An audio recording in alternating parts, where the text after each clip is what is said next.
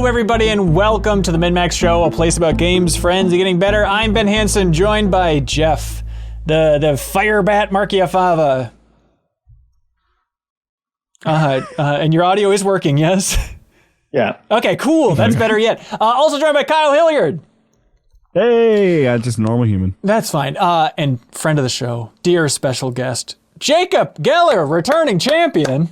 It only looks like I'm wearing the same shirt from the State of Play reaction stream. That was yesterday. That's right. That's completely separate. Jacob Geller, YouTube essay extraordinaire. Thank you for being here. Thank you for always being so sweet whenever I reach out and be like, hey, you've talked about these games. Do you want to come on the podcast? And you're always excited to do it. And it tickles my heart. You extended a tiny branch that was, do you want to talk about VR? And I intend to grab it and run with it. But nobody panic, because we're talking about VR, but also talking about one of the greatest games ever made with Resident Evil 4 VR. Then we're going to talk a little bit about the State of Play from PlayStation, then talking about Back 4 Blood a bit. But this is a packed episode, because then we're kicking Jacob Geller the hell out of here, and we're bringing on NoClip's Danny O'Dwyer. It's a whole video tour here, so we're bringing on Danny O'Dwyer, dear friend of the show, to talk about Guardians of the Galaxy, Square Enix's new RPG that is surprisingly good. And then Age of Empires 4, of course. Get ready for that, Jeff. Look alive, baby. And then, back half of the show, we can't stop bringing folks in. We're addicted to it. We also have Sarah Pazorski coming in for the back half of the show to answer some community questions. So, big episode, fun episode. But Jacob Geller, we can't kick off a big episode and a fun episode without getting to the most fun thing, which is the community kickoff. We like to take one question from the community and bring it to the top of the show. So, for this community kickoff, we have Ari Torben, who wrote in saying, hey, with the release of Resident Evil 4 VR Edition, do you think the next video game trend will be VR editions of our favorite games? If so, what games would you be excited to jump into? And then Ari says, some games I would love to see, Luigi's Mansion. That would be awesome. Shenmue 1 and 2. That's there. I'll stop judging these. Each their own. Mario Party. What are you doing, Ari? You're throwing it away. But then they say Final Fantasy X first-person blitzball, which, all right, I think I'm back on board, Ari. Yeah, what do y'all think? What is like some game from that era, like the Resident Evil 4 era, that you'd want to go back and live in? I want to say Shenmue would be amazing, because something that's interesting in VR that's not interesting in regular gaming is just like opening drawers and doing boring things, because you get to like do them with your hands. So like, you know what? That might work. Good point. Yeah, and I'm trying to think of like, I actually rescind my sort of negativity, or I was, but yeah, because that's what that game. A lot of that game is opening things and picking them up and looking at them, and that is super fun in VR. Yeah, and if like Sega ever wanted to lean back into their back catalog of the VR, because they did it for Space Channel 5 VR, right? So it's not inconceivable that they'd go back in time and try and do something, and that could be a good pick. And finally get people to play Shenmue 3 only if it's in VR. Is that going to be the ticket? My answer, which is kind of boring based on the fact that we're about to talk about Resident Evil 4, but I have seen that the jump from third person to first person works. Yeah. Like it I wouldn't have expected it, but it works. And so give me Silent Hill 2. That is what I want. I want to hold a flashlight and look into the fog and like have to reach my hand into a gross toilet. Yeah. Those are the things I want to do in VR. Well, you're already getting Luigi's Mansion according to Ari's greatest dream, so that'll kind of have to fulfill your Silent Hill 2 fantasies. I mean, here's the thing though, that like I've been saying this since early VR. Don't be afraid of third person. Like Silent Hill 2 third person VR, go for it. Like Astrobot and like the Insomniac game, the early Insomniac game, which I would love for them to port to Quest. Yeah. Do you remember what that game was called, Hanson? Edge of Nowhere. Edge of Nowhere. I think it's very good and underrated, and it's like a third-person VR shooter. I like third-person games in VR. I would have even been happy with Resident Evil 4 third-person VR personally, but we can get into more of that later. Yeah. But yeah, I mean, I like even platformers, like Jak and Daxter VR, I think would be cool. And that'd be an interesting way to bring it back. That style of game works really well. Yeah, yeah. I immediately thought of like big, expansive worlds. I thought of like the first Xenoblade. Like seeing that in VR would be cool. Like the combat, all right, maybe that gets a little bit messy and stuff. But then this is like, preaching to the choir with old Geller on this podcast. But like, man, Shadow of the Colossus VR, Eco, even Last Guardian, stuff like that. And I know they did the 3D version for PS3, which is kind of inching near that territory, but it was really cool. If you ever played the 3D version of Shadow of the Colossus, it's freaking sweet. Shadow of the Colossus, truly the vomit comet of VR games, just getting like thrown around. Oh, in first person? If you did it in third person, that'd be fine. But I also think a weird result of third person is it makes things look small. Like it kind of makes the worlds you're looking at look a little like dioramas, which is really good for like Astrobot or Moss or something.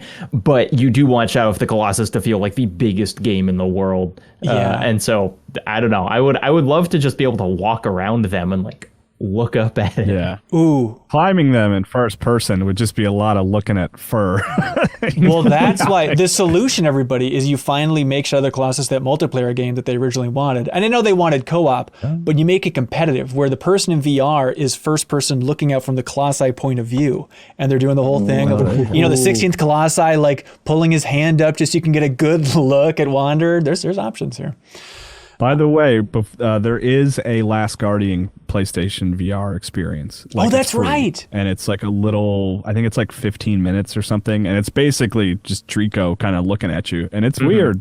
It's intense. I think you feed him too, if I remember correctly. God, I forgot about that. And then, our dream experience is some sort of Final Fantasy 15 spin-off fishing game. I think we were all going to say that if they could just somehow make a VR experience. Took the words right out of my mouth. Yeah. Check out a full playthrough. So I hope you live the rest Deep. of your life that being your only Final Fantasy 15 experience. Don't watch the movie. Don't play the game. I enjoyed that movie. And I've started that game so many different times, including the Pocket Edition. At some point, maybe I'll play more of it. But okay, let's. Great ending. I believe you, man. Let's jump into this Resident Evil 4 VR real quick. So you two have been playing it, Kyle and Jacob. Right. Okay. Yeah. It seems like from the quick read on Twitter, people think it's surprisingly good. Is that your take as well?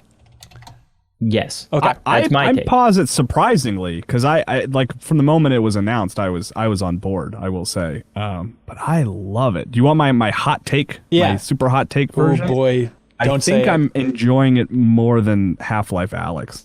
Really? I think so, and that part of that is the familiarity of playing one of your favorite games from a new perspective. So that's like that's a lot of the fun. But like, man, I'm loving it. I have not finished it. Jacob has finished it. I want to play more. It's the game I want to be playing all the time right now. I'm really loving it. It's the most one of the biggest examples this year of a game where it's like when I'm not playing Resident Evil 4 VR, I can't stop thinking about playing Resident Evil 4 VR. Like I was like dreaming about it. Wow. So this is Oculus exclusive, yes? It's Oculus Quest 2 exclusive, and I do want to take this moment to say that effing sucks. And like Oculus, I think, is bad for the VR environment, even though this game is good. Just for locking it out and hey, log into Facebook to play Resident Evil 4, everybody. It's like, oh that. God, that sucks. But on the Jacob's totally right. The sort of Facebook element of it and locking it to a console sucks. But like the Quest 2, I mean, it is really nice to be able to play without any wires or anything like, you know what I mean? Yeah. Like it's a good system, you know? Oh, Jacob's having an issue. Yeah. He's taking an issue with what I said. I assume. It seems like I can hear now. Oh, good. It seems like from the announcement, people were like, oh, that's really interesting. I'm sure it'll be a janky mess trying to convert this third-person game to first-person. Is it janky, or is it just, it's janky, but it's still just cool to be able to look through Leon's eyes? I would say that's the most surprising thing about it is how little jank there is. Oh, interesting. I mean, so here's where the jank comes in, is that it's very faithful to the original Resident Evil 4, and there are a lot of like small cutscenes in that game. Like you push a button and then you see a cutscene of like a light turning on, right? And they do all of those. And if you were making this a VR game, you would not do that because it's weird to be like taken out of the experience, and that's a little janky. But what's not janky is how actually playing it feels. Because they do this thing where, like they do in a lot of VR games, they place your inventory physically on your body. That's so and cool. so your pistol is on your hip and your knife is on your chest and your like two-handed gun is over your shoulder. And unlike Resident Evil 4 original, you can switch to all of these things very easily without having to go to a menu. And so in many ways, it feels more like a modern game, because one of the hardest things about going back to Resident Evil 4 is the fact that you have to like go to a menu every time you want to switch your gun. And now you don't have to do that. So you're looking down at your body and then just plucking whatever's on there? Well, you start by looking down at your body and plucking whatever's on it. And then as you get better, you just think, I know where my ammo is. It's here. Weird. I don't have to look down. I can reload without looking. And I can like pick up this treasure with my left hand as I'm running past. And you can move and shoot now. You can move and shoot in Resident Evil 4 VR. That is really weird to think And it about. probably, and Jacob, I don't know, do you think, I feel like you take more damage to sort of counter that, but I could be wrong about that, because it does ultimately make the game easier because you can run away from everybody, but it doesn't make it any less The difficulty fun. it's been weirdly tweaked where I think you do take more damage. However, they also give you, I usually, sorry to humble brag, I usually play on professional, but you have to start on normal on this. They give you so many healing items. My attaché is just full of herbs all of the time. And so it seems like they've kind of adjusted the item drop rates a little bit, but not enough to like break what is, basically the flow of the game. Huh. Yeah. It's fun because like I've played Resident Evil 4 a number of times on a number of different platforms, but I did have that moment again that I haven't had since maybe the first time I played the game, where I was in the opening village, things are getting intense, I'm knocking down ladders, I pick up the shotgun and I'm like, how do I use this thing? And then like I've like kind of like figured it out, and then I was like trying to shoot it and nothing was happening, and I figured I had to reload it and like cock it, and it was that fun moment of like, man, I haven't been like having that intense moment in this section of the game in years, and it's cool. The exact it's really same cool. experience of just like, oh my god, the opening is scary again. Like I'm cool. panicked playing this. It's such a small little thing. I think it was you, Jacob Geller, I saw on Twitter, that shared a clip of just like shooting the gem out of the tree and it's falling and you like catch it with one hand as you're doing something else. And like seeing those small little things of like, I know they say, interact with the world in a whole new way, but the idea of like catching the gems as you're like collecting them in the world is such a small thing, but I love it. Yeah, they've done a really good job. Also grabbing that sword and breaking boxes. I mean, that feels new again, They've done a really good job of, they have kind of adjusted like the UI for some of the puzzles, whereas before it's like, it would say there are 3 switches in front of you, and then there would just be like a text select that's like switch 1, switch 2, switch 3. And they've changed it so now there are 3 buttons and you can like push them with your hands. And that's another one of those things that's just like would be boring in a regular game. But there's that puzzle in the church where you have like 3 different colored lights and you have to spin them all to form like one insignia. And they just changed it. So like now you're kind of pushing physical buttons to spin those lights. And it's like, this sounds boring, but standing there and just getting to push buttons with your VR hand is so fun. And you can pull handles, you can do all this stuff. You can get like really in the merchant's face now. Like you can kiss the merchant. Are you serious? If you really want to. Oh my god! I mean, he doesn't react at all, but you can really get. Where in do I there buy if you one of want. these Oculus? How fast can they get it shipped to my house? I mean, here's another. I thought when you said you're going to come in with a hot take, I thought you were going to say that it's the best way to play Resident Evil 4. I've thought about that. I don't think so. I'm not quite the VR super fan Jacob is. Maybe Jacob feels different. Like I agree in that I don't think it's not the same game. It's like I don't think you'd get an appreciation for why Resident Evil 4 is as important a game as it is if you just played the VR version. Yeah. And I do think the best version is the Wii one, for the record. But I think if you have played Resident Evil 4, you really need to play this. And if you haven't, you'll still think it's like a cool VR game, but I don't think you'll have the same kind of, sublime experience that Kyle and I are describing. Right. Yeah, I mean, because Jacob seems to know the game, I assume, even better than I do. I've probably played it once on every platform it's come out on, and a lot of the charm is like, oh, how are they going to handle this section? Ooh, what's it going to be like standing in the church and looking around? How are they going to do these things? And then it's just executed really well, which is why I'm enjoying it so much. Yeah. Oh, that's cool. Resident Evil 4, if you want to play it one more time in VR, everybody, just in time for Halloween, check it out. Let's see, Sony State of Play. You never know what you're going to get. They're doing a pretty good job of like setting expectations, saying, hey, this is what to expect, everybody. This is going to be third party. It's going to be a shorter one. Not exactly a barn burner. Jeff, what was your takeaway from Sony State of Play here? I've honestly never had less to say about a presentation than what I said. Someone in our comments, it was really funny. Someone said, is Jeffem just a GIF? Like my little window. It was weird. I mean, I can appreciate showing off indie games. That's always a good thing. But it was like, it felt like it was about 3 indie games and then it was over, and I didn't know what to think beyond that. There's a free expansion for Bug Snacks. That's cool. Yeah, Bug Snacks, the aisle of big snacks where you can customize things. Kyle, did your daughter see that yet? I know she's gaga over that stuff.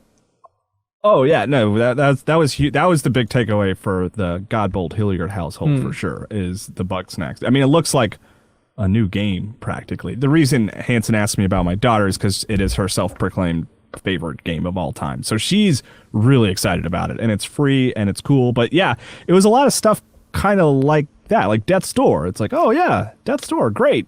Okay, I've played that, Yeah, and I guess it's on also PlayStation. No reason to complain about that, but not like not super exciting necessarily, Yeah, so they kicked it off with a surprise that Jacob Geller kind of called, which is a new Let It Die game, which is the weird Suda roguelite, I guess, is last time we encountered Let It Die with Dr. Death in there and all this stuff, and now this is also roguelite, also free to play and pretty hamstrung by those issues, like one of those real like slot machine-y free to play games. Yeah, and so now it's a new Let It Die game called Deathverse, which is weird for Sony to be pushing right after Deathloop, but this is Deathverse : Let It Die, which seems like it's more like arena shooter in the Let It Die universe, melee heavy thing. But weird to see what Grasshopper's doing these days. But that seems all right. Let's see. They showed Kartrider, King of Fighters beta. They announced a game or showed a game called First Class Trouble, which is an online social deduction game, which is coming out, and it's in PS Plus here in November. But it's coming out November 1st, which is basically another take on Among Us social deduction, that whole thing. But it kind of looks Bioshocky, and you're like robots and stuff. It's funky. Curious to see in PS Plus if a lot of people will pick it up, just for maybe people are sick of Among Us at this point, ready for something new in that space, but who knows? But First Class Trouble is the name of that one. My biggest thrill of the State of Play was the Tri-Ace logo jumped on the screen. As an old PlayStation 1 RPG fan, I was very excited about it. And lo and behold, Kyle, it is a new Star Ocean. Star Ocean: The Divine Force is coming in 2022, which is cool to see Tri-Ace still making Star Ocean games all these years later. Like, the last couple have not been renowned. PS4 was the last. There was a PS4 one, right? Yeah, I think it was 2016. It was like Integrity and Hopelessness, something like that. Faithlessness. Yeah. Integrity and Faithlessness. Thank you. Of course, I can't believe you forgot that. The reviews weren't stellar for this one, but I'm excited to see them move on a little bit more. And yeah, we're talking about during the reaction stream. This one kind of looks a little bit more like a Xenoblade, even like a Xenoblade Chronicles X, like flying around that environment looks pretty wild. So I'm excited for a new Star Ocean coming next year. And then the star of the show wasn't an ocean. It was a little game called Little Devil Inside, which is how they closed it all out, which they've shown before. And last time they showed it, it seemed to be the takeaway was, that looks cool. And I don't really understand what the game is. There's so many different art styles. And then in this presentation, it basically confirmed, yeah, but now there's even more art styles, because they showed even more and I understand even less. Right. It looks cool, little devil inside. You're taking trains from location to location, and there's now a world map travel system. And then you're also cooking, and you're Russian dolls when you're on the world map. And then there's also a 2D perspective. And there's also 3D fighting. Jacob Keller, little devil inside, sum it all up, take it away, go. And you better nail it on your first sentence. It's kind of like a road trip game, maybe. You know, it seems like heavy emphasis on kind of like how you get to places. You know, oh no, your donkey's caught in the snow. Oh no, there's sheep in front of the car. And then sometimes you got to get out and fight monsters. And then sometimes you're imprisoned in a swimming pool inside by a scary guy. It really looks wild. They didn't have a date on it, at least in the trailer at least. But yeah, Little Devil Inside, I'm very curious to see more. And it's cool to see this being like, based on the groundswell and from the chat, it seems like this is kind of the Sony star indie game at this point. Like people are champing at the bit for more of this thing. So I do want to say I was excited or at least entertained by that We Are OFK trailer. It was legitimate. Like, you know, I laughed. And I'm always here for kind of a feelsy narrative adventure game. You know, that's what it looks like. Yeah, I'm really excited about the pitch, which is like, okay, it's a fictional band and it's an interactive biopic about this fictional band called OFK. And it's like, yeah, that pitch I'm totally on board for. And you're right. It was silly and funny, and I'm sure it'll be an indie gem of 2022. It's also coming out on PS4, but We Are OFK is the name of that one. Also Five Nights at Freddy's. Okay, that's it, everybody. The state of play. They've done better. We'll get them next time. But hey, there's another game that we haven't talked about yet, and I feel kind of bad about it.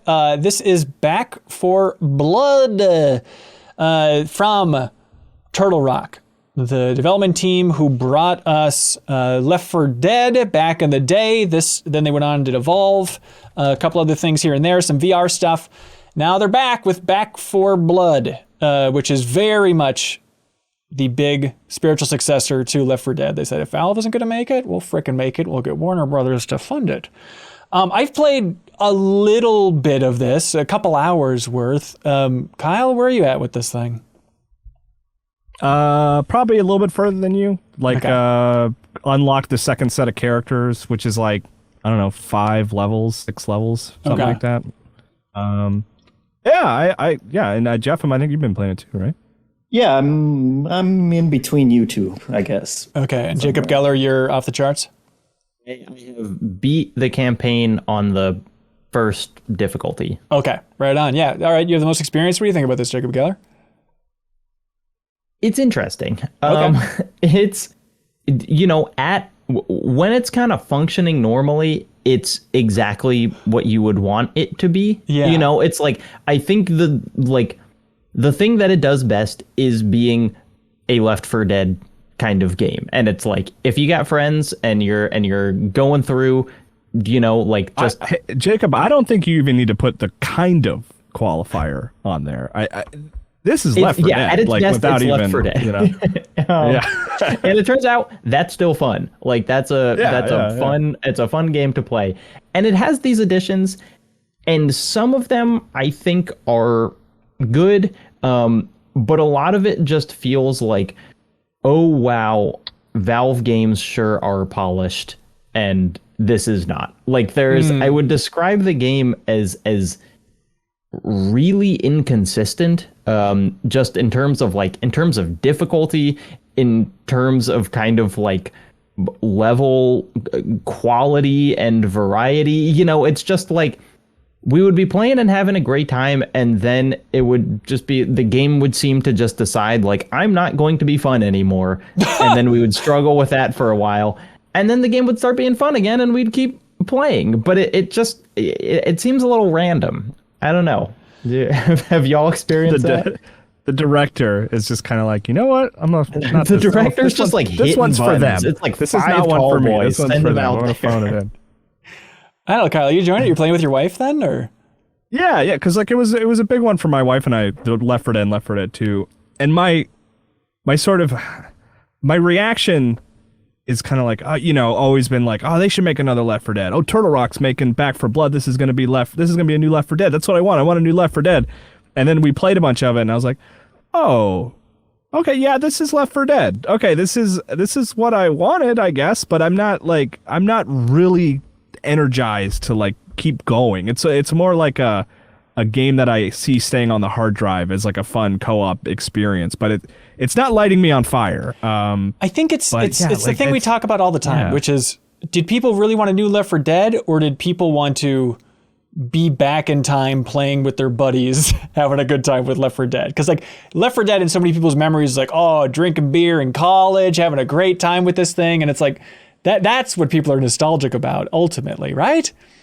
I will say, I was playing Left 4 Dead during the like early pandemic with friends when we were looking for co-op games. So I've played it like fairly recently, and it's like there are issues in this game that aren't present there. Like Left 4 Dead still kind of does the Left 4 Dead thing better in several circumstances. Yeah, I think I like the more straightforwardness of Left 4 Dead. Like the card system is not a nuisance by any means, where you get little upgrades. Basically, you can unlock upgrades, but it just feels like an unnecessary like hurdle almost. Like it's just something I'm not that interested in engaging with. I'd rather just get to the sort of the zombie action, you know? Right, and so you can make different loadouts and stuff like that. Yeah, Jeff, are you into that? You're a nerd. I am a nerd, but I've been having a very similar experience to all of you. Of like this was the Left 4 Dead 3 that I wanted, like 15 years ago at this point, and I don't have the same player group to play it with anymore, and I don't like. Game design has moved on so far since then, and especially zombie games, I guess, which I still do enjoy to some extent. But it's, I mean, it feels like a true Left 4 Dead 3, but so much later in the game that it just doesn't have the hook. I've been playing with bots too, which they said, oh, don't worry, you can play it single player, and it's like, yeah, you don't. You don't. I mean, you can play it single player, but you're not. Like the bots are just terrible, and it's it just doesn't have the same vibe in the card system. Like, man, that's not the kind of replayability that I want from this kind of co-op game. So yeah, it's on Game Pass, and so you probably don't have many reasons for not checking it out. And if you're looking, especially over the Halloween, like you got some buddies that also have Game Pass, like jump in, have a fine time. And to not be too negative, like, because I feel like maybe we're being pretty negative. Like the core game of like get from point A to point B, and there's a lot of zombies and special zombies show up. Like that stuff's cool and that works. Like that part I enjoyed. It just felt too familiar, and the additions are not particularly exciting. It's kind of my big takeaway. But like the core game is there. Like it's not broken by any means. Do you think this? I think this is. It's like the perfect Game Pass game. Yeah, it's like if I paid $60 for this game, I would be upset. But since I did not pay $60 for it, I was like, I had a fine time. I'll keep it installed. Yeah, totally. I feel like we talked about it when we were talking about Aliens Fireteam Elite, of like, if it was on Game Pass, feels like this game could really have a chance. And it's like, this is a good home for this type of thing that depends heavily on your friends all getting into it as well. Like this is a perfect spot for it. But yeah, Back 4 Blood. I still think. Oh, please go ahead, Jeff. I was going to say the gunplay feels great. I've been playing on PC, but using a controller, and it feels as good as any, like AAA first-person shooter. Like I think that was my first thing, because when I think back to Left 4 Dead, we played it maybe a couple of years ago at GI, and it was like, man, you don't have aim down sights. It just feels really antiquated in terms of first-person shooters. And this one is total modern. Like, you don't need a tutorial, even if they give you one, because you know what every button does, and it all feels very polished from that perspective. Yeah. Back 4 Blood, everybody. Check it out if you'd like to. Jacob Geller, I'm sorry this was a short appearance, but we have so many other people to get to in this episode that we have to let you go. How's your YouTube channel going, man? Yep, just my name, Jacob Geller, is my YouTube channel, and it's good. Go check it out. It's very good. If you like video essays on YouTube, check out Jacob Geller's channel, everybody. Thank you for being here, sir. There's links below for all your fun stuff, but give us the clap of a lifetime. Danny O'Dwyer. Welcome, sir. Thank you for having me. How you doing? Pretty good. From NoClip and Giant Bomb. How do you frame that these days? What is your title? Right? It's very weird. Everyone has 15 jobs, and people on the internet are not an exception to that rule. I am also now on the Bombcast quite a lot. I'm doing quick looks on my own sometimes. With Solo quick looks. It's a bold move, strange. man. Is that comfortable over there yet? Yeah, it's fun. It's good fun. I mean, they lost a load of people, so I was like, hey, you guys, they're just like my friends now. I'm like, you guys all right? Do you need help?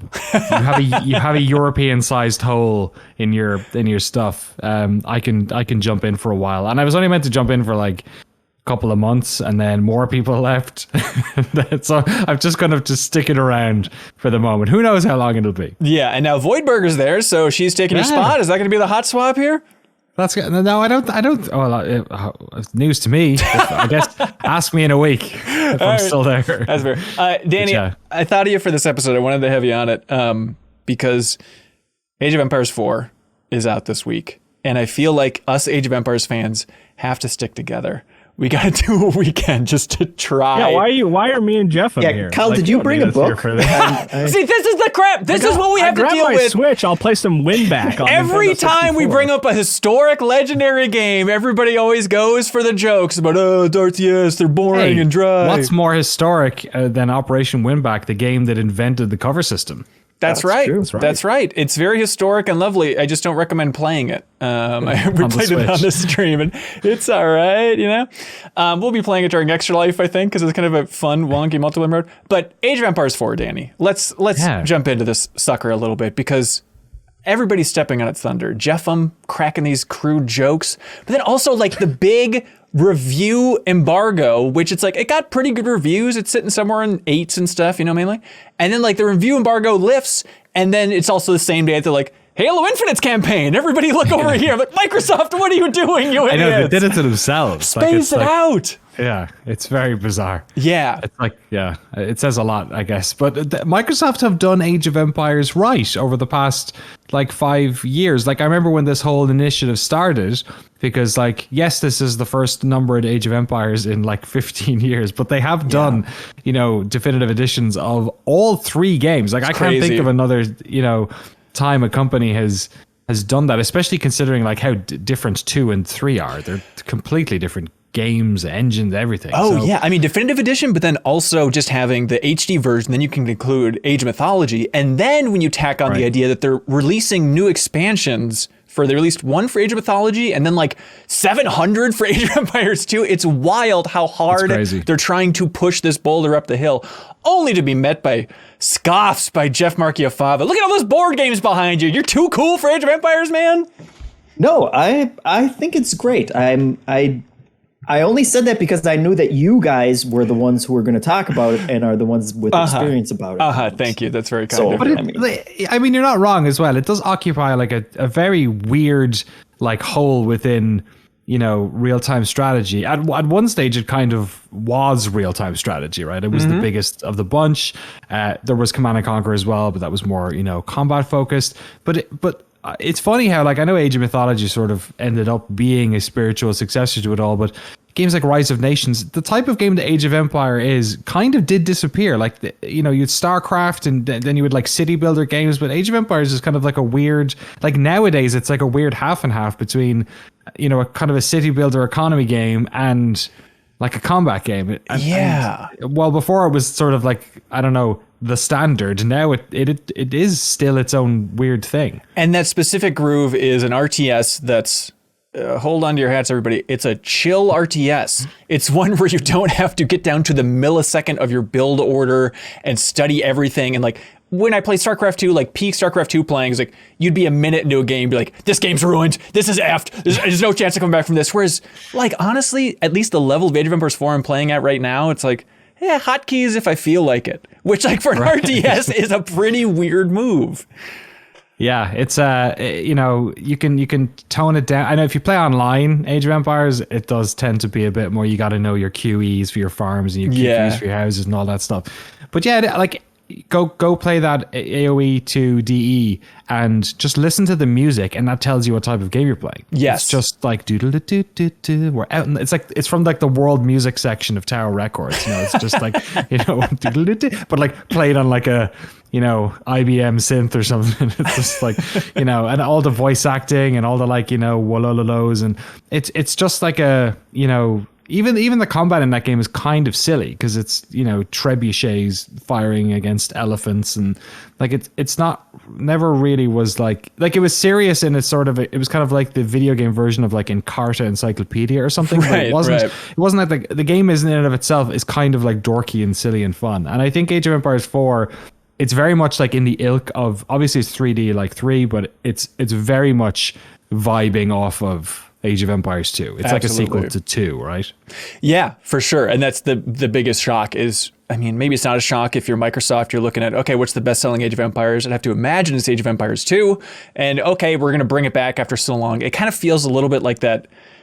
We talked about it on the podcast a while ago, but almost that kind of conservative design sensibility that even like a Metroid Dread has, where it's like, if a franchise hasn't been around for a very long time, it's okay to be a little more faithful. You don't have to reinvent everything. Just give people what they've been wanting for so long. Because yeah, I mean, Age of Empires 3 was what, 2005? 5, I think. Jeez. Yeah, it was a long time ago. But the only wrinkle in that story or execution, and I'm not sure how important it is the fact that they have put out these definitive editions of 1, 2, and 3. So like Age of Empires 2, a modern version of Age of Empires 2 exists and has existed for 2 years, and it's really good. Like they nailed it. Like it feels good. They've been patching it. Like there is now this flood of Age of Empires YouTubers, which obviously couldn't have existed before because it was pre-YouTube. Yeah. The mod support has been terrific. The community maps have been great. They've been doing esports tournaments every year. They added the Battle Royale to Age of Empires too. Like it's just insane. It's wild. So in that respect, Age of Empires 4 is the story is a little bit weird because when a lot of its best features are stuff that we have seen in Age of Empires 2 Definitive Edition. Obviously, it's like higher budget. The campaign has all those beautiful videos and all that sort of stuff. But in terms of the gameplay, while they've made little tweaks here and there, it does play very close to AoE 2. The one exception is the Mongols, which are like a complete game changer. I think you're totally right. Yeah, I think overall, compared to Age of Empires 2, I think it has more of a differentiation between all the different civs, not quite to the extent like Age of Mythology has, but you're totally right. Like going through all the different civs, it's okay, I can wrap my mind around these people. Okay, got it. And then you get to the Mongols, it's like, what is this? What is this complete upending of the tea table for Age of Empires? Because the whole idea, Kyle, is, in Age of Empires, in RTS games, you like build buildings everywhere. With the Mongols, they're all about, the Mongols, what are they about?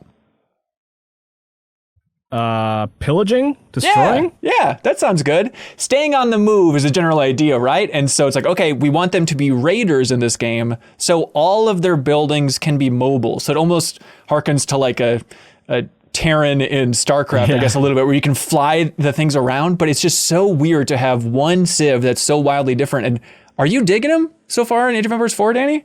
Well, I suck at them because I just don't know what, it just seems completely insane. And like the idea that you can move your town center means that like I don't have to build 12 lumber camps that are getting increasingly closer to the eroding tree line.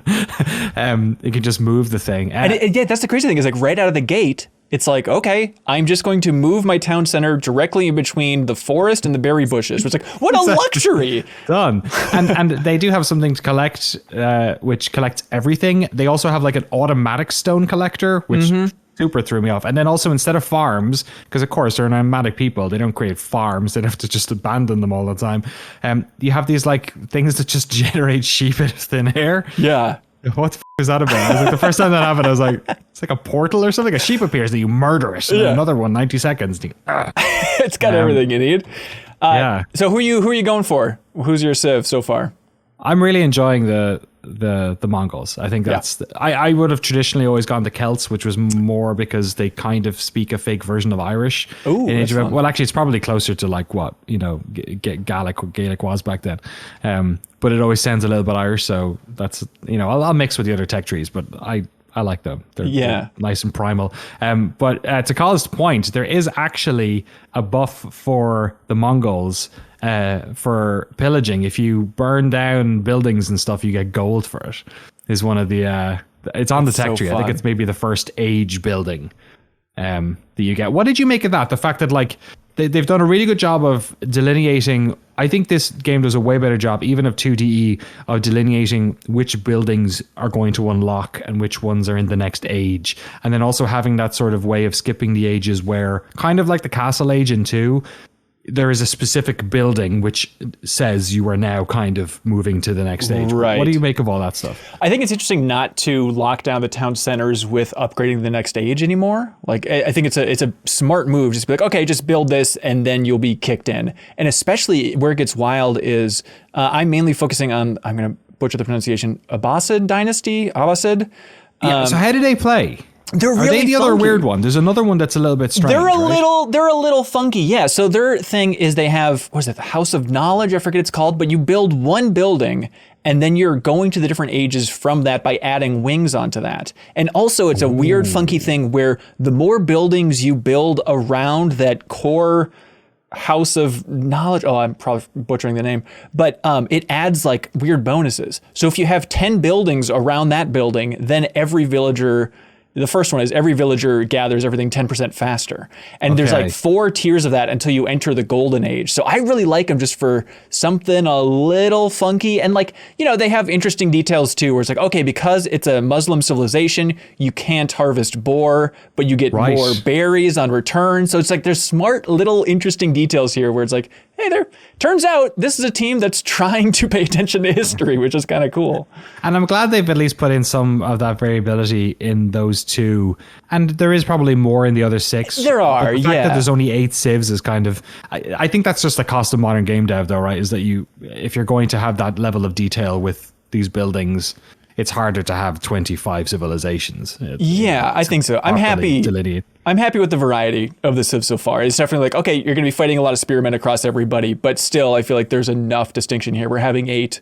You're still going to have a lot to experiment with. You know, only the Delhi civilization has elephants, like fun stuff like that helps shake it up. But yeah, what do you think so far? I mean, what do you think overall about the package here? Yeah, I think it's good. I think, like I said, if you hadn't played Age of Empires 2 Definitive Edition, but you were still an Age of Empires fan, and I'm not really sure where that Venn diagram comes out, to be honest. Right. I think this game probably hits a lot harder because it's really ticking all the Age of Empires 2 boxes very well, and it has nice modern flourishes. Like I like how the towns little paths get drawn automatically between like buildings you put down, or like sometimes a washing line or a well appears when you're like it. They look more like towns than the sort of, you know, pure grid that was in 2, but it still has a feeling of a grid. It's not like 3 where when those games go 3D and they don't have that grid anymore, they just don't, it doesn't snap and feel good. You know, it's not SimCity anymore. It's not, you know, you kind of need that feel. So I think it does a really good job. I think the campaign stuff is really good. I was surprised how much I enjoyed the video vignettes. They're so well produced. It's like something you'd see on BBC. It kind of feels like, you know, this has been, I mean, they announced this game back in 2017. There's a part of me is like, are they just looking for a way to spend Microsoft's money here by having like these wild, basically, Jeff, they have like documentary, vignettes between the campaign missions, which it's kind of cool because like, okay, this is where the Battle of Hastings happened. And then we're going to actually put like the outline of Age of Empires units like in that as we have a drone cam flying over it. There's cool stuff in there. They're really swinging for it. I don't know if that's just so they have something for marketing to push rather than the classic thing, Kyle, of doing everything they can to hide the gameplay in an RTS game when they're trying to get people to pay attention to it. And now they can just be like, look at this trebuchet, it's wild. Oh, yes, the famous, what was the, Tim Schafer, what was the Double Fine one? What is this? The RTS, the Double Fine. Brutal Legend. Jack Black. Yeah, Brutal Legend, where they famously intentionally did not say it was an RTS until the game came out. Right, right. Yeah, it is kind of like, they are hard games to add to, right? Because if you add, you make it more complex. And the purity, I think, of Age of Empires is that it is one of those real-time strategy games that people like me who are bad at real-time strategy games can really pick up and play. Like me and my wife played Age of Empires 2 DE on LAN here for most of like quarantine. Oh, that was our go-to. Was we'd play skirmish games against the AI, or we'd like, you can do all the like putting yourselves on the same teams or different teams or like messing with the map styles and all that stuff. I will say the one thing that I'm a little bit disappointed by is the amount of maps available in skirmish mode. There's only like 16 or 17, and again, AoE 2 has got this huge lineage, so of course there are 50 or 80 maps in that, and the community maps will be coming to this. They're not in there yet. There will be mod support, apparently. It's not in there yet, so I'm hoping that stuff gets added. But as an Age of Empires package that was made by a team who didn't, and this is Relic as well. This isn't, the Ensemble don't exist anymore, haven't done in a decade, and Relic who are no strangers to RTS games, but they haven't made this type of game. I think it's hard to argue with what's here. I think it's really good. Yeah, it makes me really happy to play it. I'm going to be playing a lot more, and it's kind of fun. Even people like Dan Reichert, who's a big Command and Conquer guy, right? And like we played a little StarCraft together, but not much. But even he's like getting into it at this point, and I'm hoping that like some online competition will get him even more into it. But it's nice to see like every RTS fan coming out of the woodwork to be like, all right, I'll play this one that's nice and relaxing and not too complicated, pretty conservative for game design back for even 1999 standards with Age of Empires 2. It's kind of just more of that, but it's so nice to have. Plus, I mean, it's a hell of a week for RTS games because you got Dune is tearing up the box office charts, and like as an RTS fan, I always feel like some connection to Dune, like that's the origins, baby. And now, okay, let's talk about Dune for a second. Yeah, you mentioned the fact that you don't have to upgrade, use the 10 center to upgrade ages anymore, which is great because then that means you can free yourself up to make more civilization, to make more people. Age of Empires 1 had the same problem Dune had, where you could only do one thing at a time. Do you remember that? Where there's a character named Duncan Idaho. Yeah. What? Is it really a thing? Is there a character called Duncan Idaho in the Dune game? Are we talking about Dune 2? That's who Jason Momoa plays in the Dune film. Is that Duncan really? Idaho. I love that movie. Danny, I know you're seeing it later, so I'm not going to spoil anything for you. Yes, later today, yeah. It is just one of those weird sci-fi things of like, oh, it's this fantastical world. You're trying to like pick up on every word of like, okay, what is this? What are they calling this? What is this?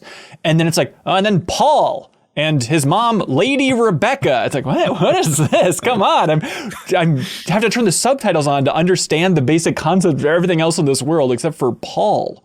Dude, I have a 3-year-old daughter in California, right? So, and she has a non-standard name, and all of her friends in her class are like, I went to Ireland Catholic school. All of our names were pulled out of the Old Testament, right? So I was playing with her yesterday and making up names of characters, and she has this character she plays with, and its name is Jack. And I was like, what about its brother John? And she looked at me like I had 2 eyes and said, John? What the is John? Like all her friends' names are like Tiger and like, fucking Duncan Idaho, and she was like, John? Yeah, so Dune makes no sense. Yeah, it's a mess. But Age of Empires 4, I'm sure we'll be talking about it more. I want to be streaming it as well. It's so weird to get into this game before it's out. I think it's like the first, probably a sign of the times, was the first RTS that I've had before it came out. Maybe like some of the StarCraft expansions or something. But it's so weird to like, I just want to like look at high level strategy for the Civ that I chose, and I end up Googling about the dynasty. It's just a bunch of stuff about the actual dynasty. I don't care for it. I'm just looking for, give me some tips here, everybody. So it's I'm looking forward to Spirit of the Law as my go-to YouTube channel for Age of Empires. I'm looking forward to them getting getting into the nitty gritty. Like, okay, actually, best thing to close it out, the best thing about Age of Empires 4, you can build fucking 8 farms around the mill without having to like do that weird how do I min-max? Talk about min-max. How do I min-max the amount of the distance from the farms to the thing? Because I've watched like 3 videos of his where he goes into like the best way to place farms. That's where we're at. That's perfect. Also, I mean, it's on Game Pass for PC and stuff, so if you love Age of Empires 2 and you miss the genre, like absolutely jump in. It'll be pretty cheap for 1 month just to give it a whirl. Hey, Kyle. Yeah. Kyle, there's also this game called Guardians of the Galaxy that is out, and you've been playing it, yes? Yeah. Yeah. Great. Okay. I'm on, I think there's 17 chapters, and I'm on chapter 7. It's surprisingly long. Wow, I didn't know it was that Oh, long. nice. Yeah, I guess I saw online it's like somewhere around 16 hours, depending on how much time you spend. But yeah, it's an RPG, so I guess it makes sense, Yeah. right? But It took me a little off guard. I thought it was going to be like a 8-hour story experience. Yeah. Not a complaint. No, so I'm like in chapter 4. Danny, where are you at? I think I'm around 5 at this stage. Okay. I don't know how everybody else is feeling about this, but I started it yesterday, and I really like this game. I like it so much more than I thought. Kyle, where are you at? Yeah. I'm in the same boat. I was thinking about, because, I've been, as we all are, I'm sure, starting a lot of games right now in this season. That's how it goes. And like, I'm fairly confident this one I'm seeing to the end, where Far Cry 6, something I really enjoyed and had a good time with. Like, I don't really think I'm going to finish it. But yeah, Guardians of the Galaxy has caught me off guard. I don't think I was as turned off as most by the sort of early presentations. But like, even still, I was like, I'm very quickly on board. It's kind of structured a little like Mass Effect to me, it feels like. Yeah. And in both like just the way the game functions, and also in like the era it kind of comes from. It feels closer to like a 360 era game, just in the way it's more linear and it's like story focused. You do a level, you get a cutscene, you do a level, you get a cutscene. But yeah, once you kind of get over the shock of like looking at the Guardians and being like, these don't look like the Guardians I know, and then you start to accept them as Guardians of the Galaxy, I'm really enjoying it. I'm having a really good time with it. Yeah, that is the thing. In talking about the kind of like old school nature of it in some ways, because it looks good. I'm playing on PC, and I think the faces in particular look really good. But then there's those moments of like puzzle design, like environmental puzzle design, where it's like, okay, it almost feels a little like a Lego game at some point. It's like, okay, Gamora, you can slice through these vines, so you go over here. Drax, you drag this thing over here. It's like, I remember on the visiting Vigil for the Darksiders 2 cover story trip at Game Informer, and they used the term nuzzles, meaning not a puzzle, where it's just a thing you have to move over here to move on, and I can't stop thinking about it. And this game is a very nuzzle heavy game of just, you're never going to be stuck, but it's just a lot of little things you got to do to progress. The puzzles just really quickly of like just pointing specific characters towards, doing something. Yeah. It's all in service of like just creating really good characterization for everybody, and really like they're really good at sticking to like who they are, and part of that is in the design of the game in a strange way. Yeah, I think that's true. And even like small things, I think they do a good job of bringing out personality about just, pretty linear environments that I've seen so far. But it's like, okay, I'm going to go collect some scrap over here for some upgrades. And even as I'm doing that, characters are like giving me shit about like, oh, going to explore everywhere, but where we have to go. But it's like, that's the big thing, is they do not stop talking in this game. It is a lot of dialogue. I don't know. But Danny, are you as warm on it as we are? Where are you at, man? Yeah, I think this is a really good example. I can't think of an example in recent times of a game where I think its poor showing in preview is actually going to make people like it more. Interesting. I went in with such low expectations for this. I think coming off the Avengers stuff as well, and I'm not a Marvel I don't care about any of this stuff. Like, I think Thor Ragnarok and the first Guardians movie are the only ones that I actually enjoyed out of any of this stuff. I don't care for the characters. I don't read comic books. I'm sorry. I just don't mind. But I think that, like Kyle said, I think the characterization in this is super well done. Like, I was on the side of Star-Lord almost immediately.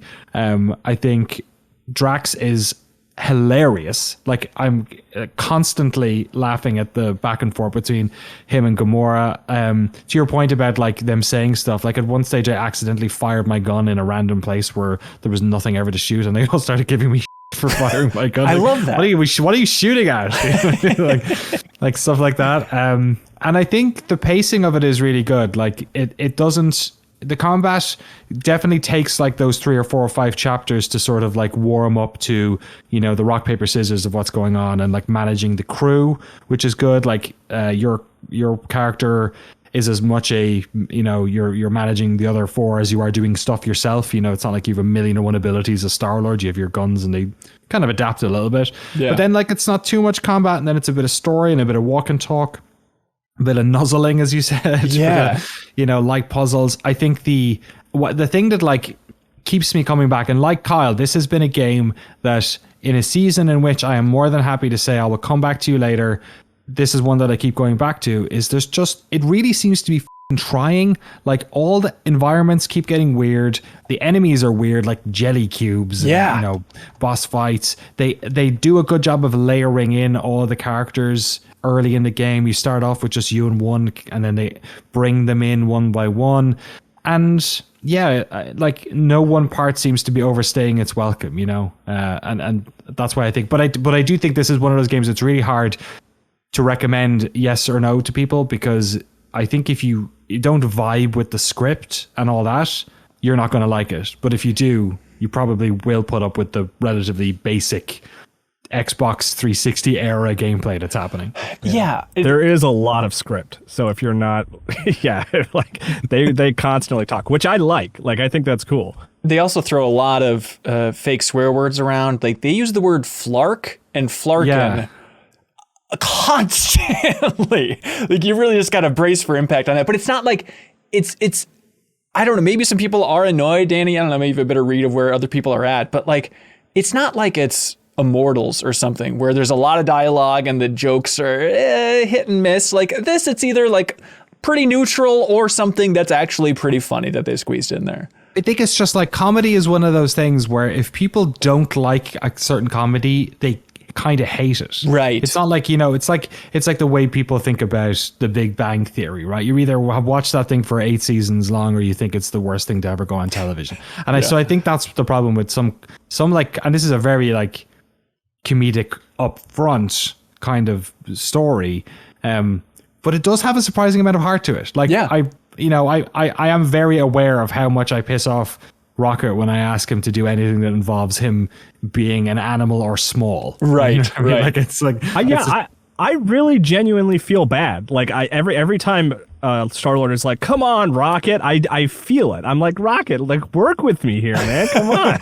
Because when Drax was throwing him, team. Like that whole Drax, like I was like, oh, this is like workplace harassment. It's like, this is mean. Like I don't want to do that to him, but it would have been so much easier to have to throw him. There's a whole thing you can throw him across a chasm or tell Drax to calm down, and then instead you have to find another way around. And like I've seen it play out both ways, and there's a bit to do to not throw him. You know what I mean? So interesting. I think it's funny how, there are those choices, and a lot of those choices in the dialogues thing are probably pretty soft, but like, I really liked some of that. Like the bit with the child in the space station and their mom, I think that was so, the bit where you're kind of like, you can help out the mom, help out the kid, or kind of stay quiet. I thought that was super well done. Yeah, and like that section too, it felt so much more like Uncharted than I was expecting, especially in the first couple hours of this game. It's still a lot of Star-Lord sliding down an enclosure going, no. It's like, oh, there's actually like there's quick time events, everybody. Like that's kind of that old school nature, but still like. The Kyle mentioned Mass Effect earlier. That might have been the biggest Mass Effect moment of all time because they were stuck in an elevator for 20 minutes talking to each other. That's a good point. That's a very solid point. Yeah.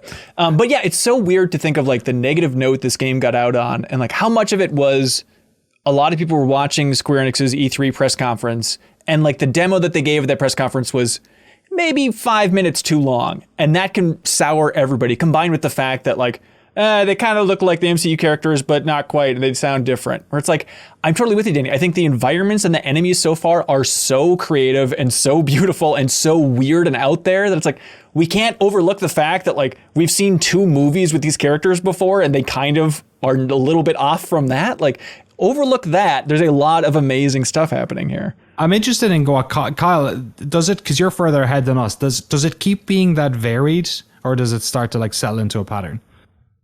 No, it stays pretty varied. I will say the enemies are a little less varied, but like I don't think it's a spoiler to say I'm in nowhere right now, which was in the first film. Yeah. And like I'm constantly moving around. Like you're in different environments all the time. It never really seems to open up as near as I can tell. But that's okay. Like I kind of like being on the story track, you know. Like I don't Very Mass really. Effect 1, I like exploring the ship. Like it's nice to walk around the ship, but like I don't really want to explore these environments. I more want to get into the action and hear the dialogue. Is like my main sort of focus for wanting to play. And the ship stuff I quite like because as well they kind of that's optional to an extent as well, right? They leave you there, and if you want to talk to people and interact and explore and have more conversations, like sometimes there's one or two things you have to do maybe, but they kind of allow you to engage with the characters a bit more there, but it's not required viewing, which I thought was smart. I mean, that's the thing that I want from licensed games in general, is like just the opportunity to exist in a familiar space. Like, you know what I mean? Like, I like being able to walk around the ship and like sort of, it's like, oh, I know I know a version of these characters. I know a version of this ship. It's cool to kind of just walk around and explore and constantly close the refrigerator door for some reason. I keep waiting for an achievement to pop for doing that. It was like when even in one of the backflashes, you can do it in your home and on Earth. You can Right, the refrigerator doors open.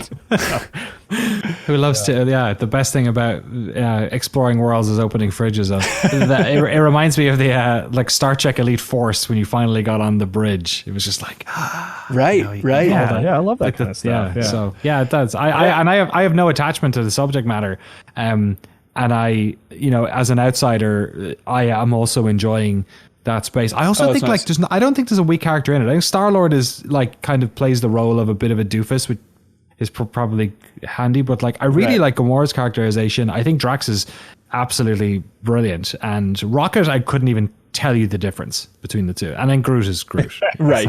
You get the idea. I'm still trying to wrap my mind around the what are they called? Huddles in the combat. It's kind of like a limit break thing.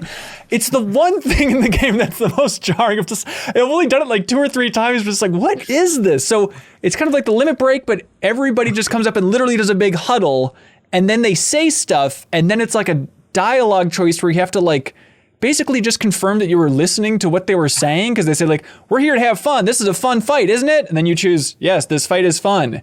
And then 80s songs blast out, and then you fight the rest of the fight with the 80s track. It's just like this really you also have like you have like technical boosts and stuff like that if you're doing more damage. It's really odd. It is odd. But I don't know. I don't dislike it. I will say sometimes I'm like, do I want to activate that to engage this cutscene? I kind of want to just keep fighting. Right, you know? Right. Yeah, I guess that's the big thing we haven't mentioned is, thanks to James Gunn now, you can't have Guardians of the Galaxy without 80s music, and holy God, it's like they just have like an 80s radio station playing in the background the entire time during this. It literally does. It's crazy. Sorry. And that's the thing. Yeah, it's like, I guess even during certain moments though, it's like, okay, we'll have Tainted Love just quietly playing in the background of this scene. Like, I would love to know their budget for just licensing these songs, because it's not even like, it's not a mixtape. It is a mix iPod at this point, I guess, which is where they go in the films. But it is absurd how much music they cram into here.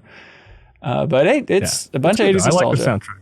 Yeah, it's fun. I don't know if you guys felt the same thing. In the very beginning of the game, you're kind of a flashback. You're a young Star-Lord, and you're in his bedroom, which is like a cool way to start. Like, I want to look around his room and see what's in here. And there's like, it's all fictional stuff, fictional bands, fictional movies, except for the Tron poster and the Chewbacca action figure. Yes. It's a little jarring to be like, okay, well, they got the Disney thumbs up for those 2 things, but everything else they have to make up. Although they also have Pac-Man later on in the sequence, so it's some cross-publisher licensing here. Yeah, it's good. I liked all that stuff. It's heartwarming.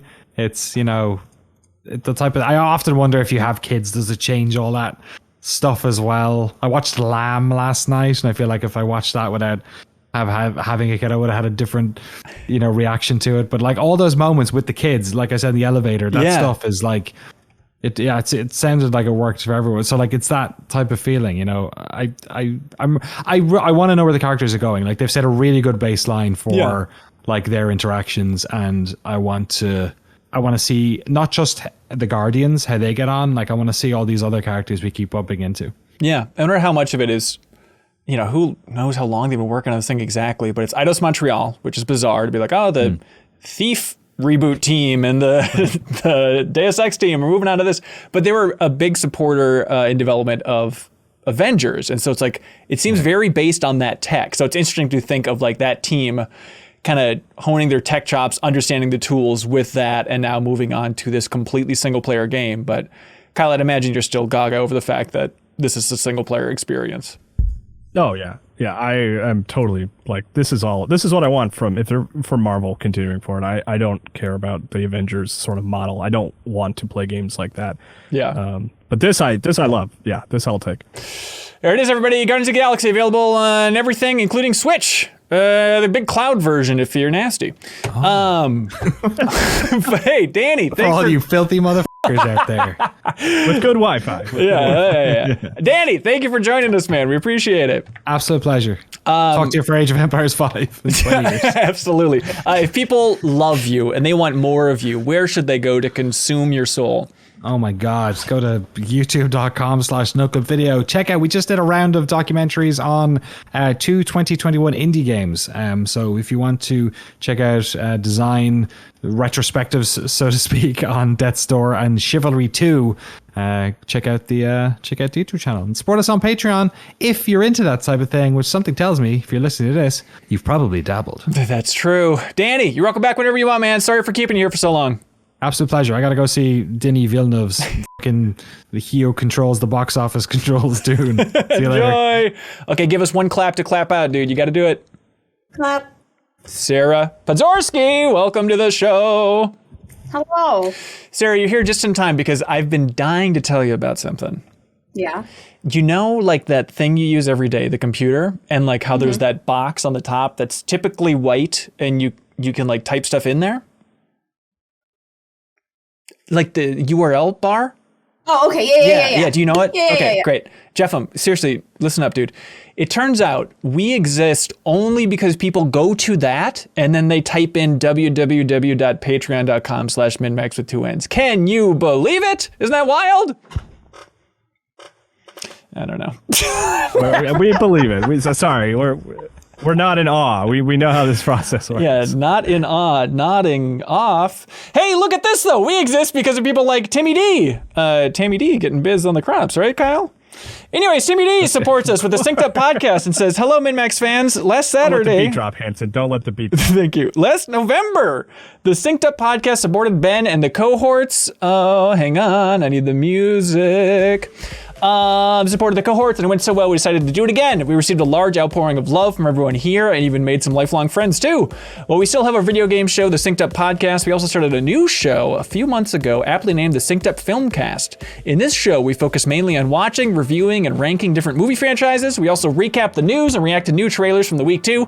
If any of this sounds good, consider going on over to youtube.com/syncedupodcast or search Synced Up Filmcast in your favorite podcasting service and look for the red and white logo. We hope to see you there.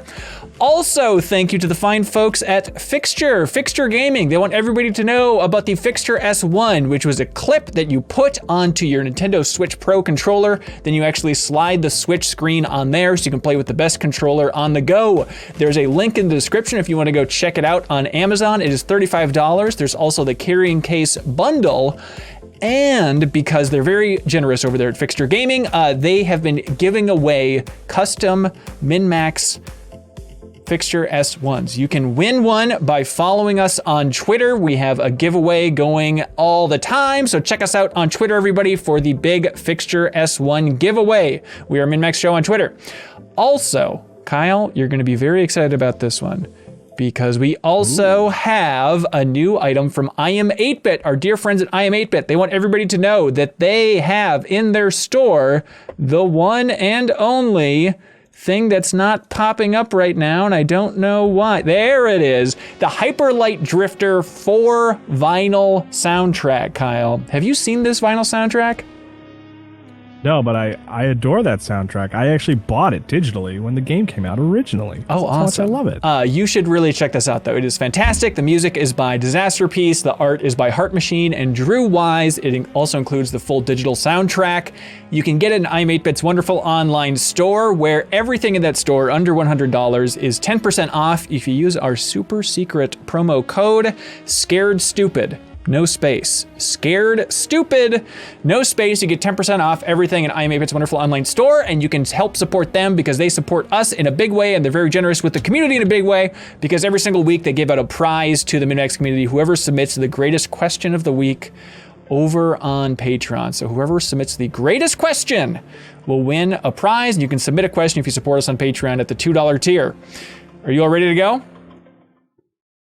Ready. Yes. Jeffem, are you ready? I'm ready. Jeffem, I feel like you should read all these questions because you've been quiet for so long. Well, you guys talked about Age of Empires for a long time. Yeah, that is true. I'm sorry. You missed it, sir. It was a really good time. We had Daniel Dwyer on. It was a hoot. Anyways, hey, Sean Mason jumps in on Patreon with this question and says, hey, CLCs, it's the final episode before my favorite holiday of the year, Halloween. With that said, I've been hankering to play a few spooky titles. Look, some would call this a basic question. We wouldn't because we're very nice. But my question is, what are some of your favorite spooky themed games not named Resident Evil? Does spooky theme just mean horror game? I think he's overwriting the question. Yeah. Favorite horror game, Sarah, what do you got? This is a hard one. Like, I did spend all of October only playing horror games. Yeah. So I do consider myself kind of, maybe a minor expert in this category. Naturally. And it really depends on what scares you the most. There's like different types of, horror and different types of games.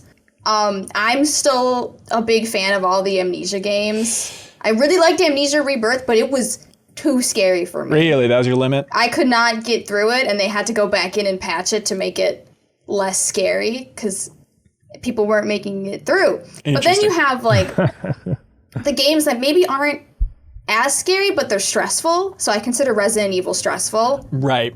It's so stressful. So I guess it just depends. I really liked this little game called Devotion. I played that. That was like a shorter game. That's the one that was nuked from stores because it had like I had to get reference. it off the developer's website. Okay, that's the best place to get it. And that's like a first person, PT style thing or something? It's very like PT style, very sort of like you walk through, you complete minor puzzles, there's some spooks. Okay. There's some fears. Soma always has a great place in my heart, but that's a much longer game. Yeah. What you just finished Until Dawn, streaming that on MinnMax. Yeah, I finished Until Dawn. How was that? It's good, but it's not as easy to access because you have to have a PlayStation. There's no way to play it on PC. Really? Yeah, I had to get it on PlayStation. I literally had to get like a PS Now subscription so I could play Until Dawn. Oh, that's a pain in the ass. But it's good. It is really, really good. It's a good horror game. Another like very story-driven one. No puzzles. It depends. Like, do you like puzzles in your horror games? We could debate this all evening. Right. Do you need puzzles? Do you not like puzzles? Do you prefer just like ambient horror? Yeah. Jeff, are you a big horror person? You just totally cut off Kyle, but Good. I do like. I'm a bit of a scaredy cat, so I enjoy it sometimes. My favorite is still probably Silent Hill 2 because I think I also really enjoyed the story in that one, and Dead Space, the original Dead Space, was too scary for me to actually finish. I never finished that one. Is that true?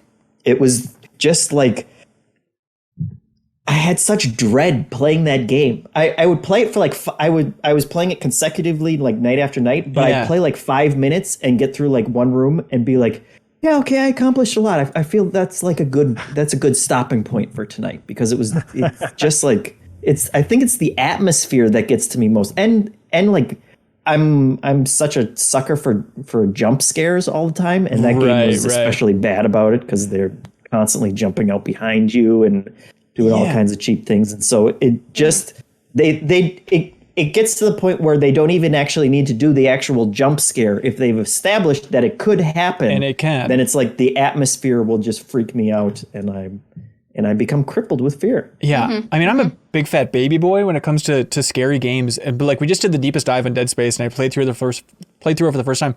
I was shocked how not scared I was.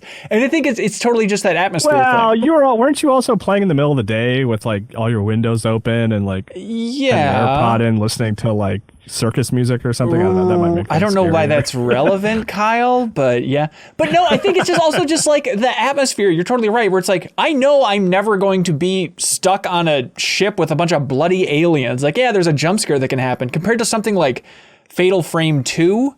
Where it's just, hey, you're in the woods, you're in some house, and there's a ghost there. Ghosts are going to get you? Absolutely. Ghosts are going to get everybody. Feels more plausible? Absolutely. You think ghosts are less plausible than Dead Space? Just Yeah, fair being in a point, I house guess. and suddenly some ghost walks down the stairs, you have to take a picture of it. There's like a 50% chance that's happening to me in my life. So Fatal Frame 2 is just unplayable. Sorry, Kyle. Did you have thoughts before Kyle or Jeff and rudely cut you off? I was just curious if the Dark Pictures games are on Steam, or are those only on console? They're on Steam. I think the newer ones are. okay. Yeah. I think the newer ones are. Yeah. But that's, Until Dawn was like that Dead Sony Space published 2 thing. is still EA's best game, period. So Okay. that's an important one to play. There it is.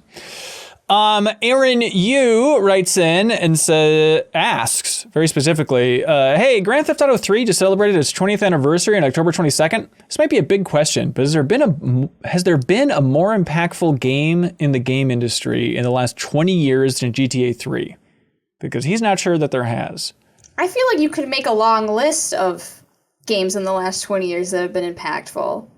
At that, There's like, But as impactful as GTA 3, I don't think so. I think think you're so. looking in like the wrong direction with this, because like I'm looking at like cultural things. So like culturally, what Fortnite did for Battle Royale was a big thing. Yeah. And like esports in general. And then I look at like Minecraft and how Minecraft's like grown and evolved. So I don't know. I think it just depends on how you're looking at it. Because there's a lot of games that have come out and like completely changed the narrative. Well, yeah, like the thing about like Minecraft, as huge as it is, hasn't really influenced a lot of other games. I don't know. I think Minecraft, you could make a case if you want to be a real historian about this stuff, about Minecraft bringing up even just the survival genre in a big way. And if that's like a big explosion of popularity of survival, which obviously there's the crafting, there's a building that's also huge, but survival, and then you track that survival aspect. You could make a case that like, okay, does that filter into Arma design in any way, which then filters into PUBG, which then filters into Fortnite? Like you can trace a lot of things back to Minecraft if you want to be a maniac about it. I think there's a chance Minecraft I don't know. is out I there. still think a lot of people played GTA 3 and totally scrapped projects and were like, whatever we do next has to follow this mold. Like Right. it has to be open world, or we're going to be irrelevant. And I Right. don't think that PUBG or Minecraft have had similar reactions from developers, where it's like, if we don't incorporate elements of Minecraft into our game, I think we're just might as well give up. I think that's, you know? I mean, I don't know about give up. We should I know, all I just know. pretend I'm we're talking in a hyperbolic I think way, that's but- exactly what happened at Epic after they were done working on Gears of War for a bit, or I guess it was kind of during Judgment's development of that period of, you look at the success of Minecraft, we need to do something like that. And then that's where Fortnite came from. Like it's a pretty direct line. So you could say that the biggest game in the world now came That from. gets so tricky though, because it's like the element of Fortnite that they were like so borrowed from Minecraft is not the thing that made it Yeah, successful. you mean in the any part that way. they completely abandoned in order to make it popular? Foundation's foundation, Well, everybody. I don't know. But that one just gets messy. But I think you make a good point, Hanson, and Sarah too. Yeah. Yeah, I have sowed the seeds of chaos, and now you may fight amongst yourselves for my entertainment. Yeah. Yeah, if you're talking culturally, I don't know how you beat Fortnite, because that feels like that just exploded so far out of just like our video game realm and went into other worlds where you have like the biggest, music artists doing concerts now in Fortnite, and I can't even comprehend what's going on. Right. But in terms of games that influenced other games that came out, I'd have a hard time beating Grand Theft Auto 3 too for that, because that's not only like all 3D open world games, but so much of open world game design in terms of like how you get missions and the types of missions that you're doing and all of that stuff really spawned from GTA 3 as well. Yeah. There's a part of me that wants to say The Sims being influential, but that was also 99, or that's 2000. I'm sorry. So not quite in that 20-year window.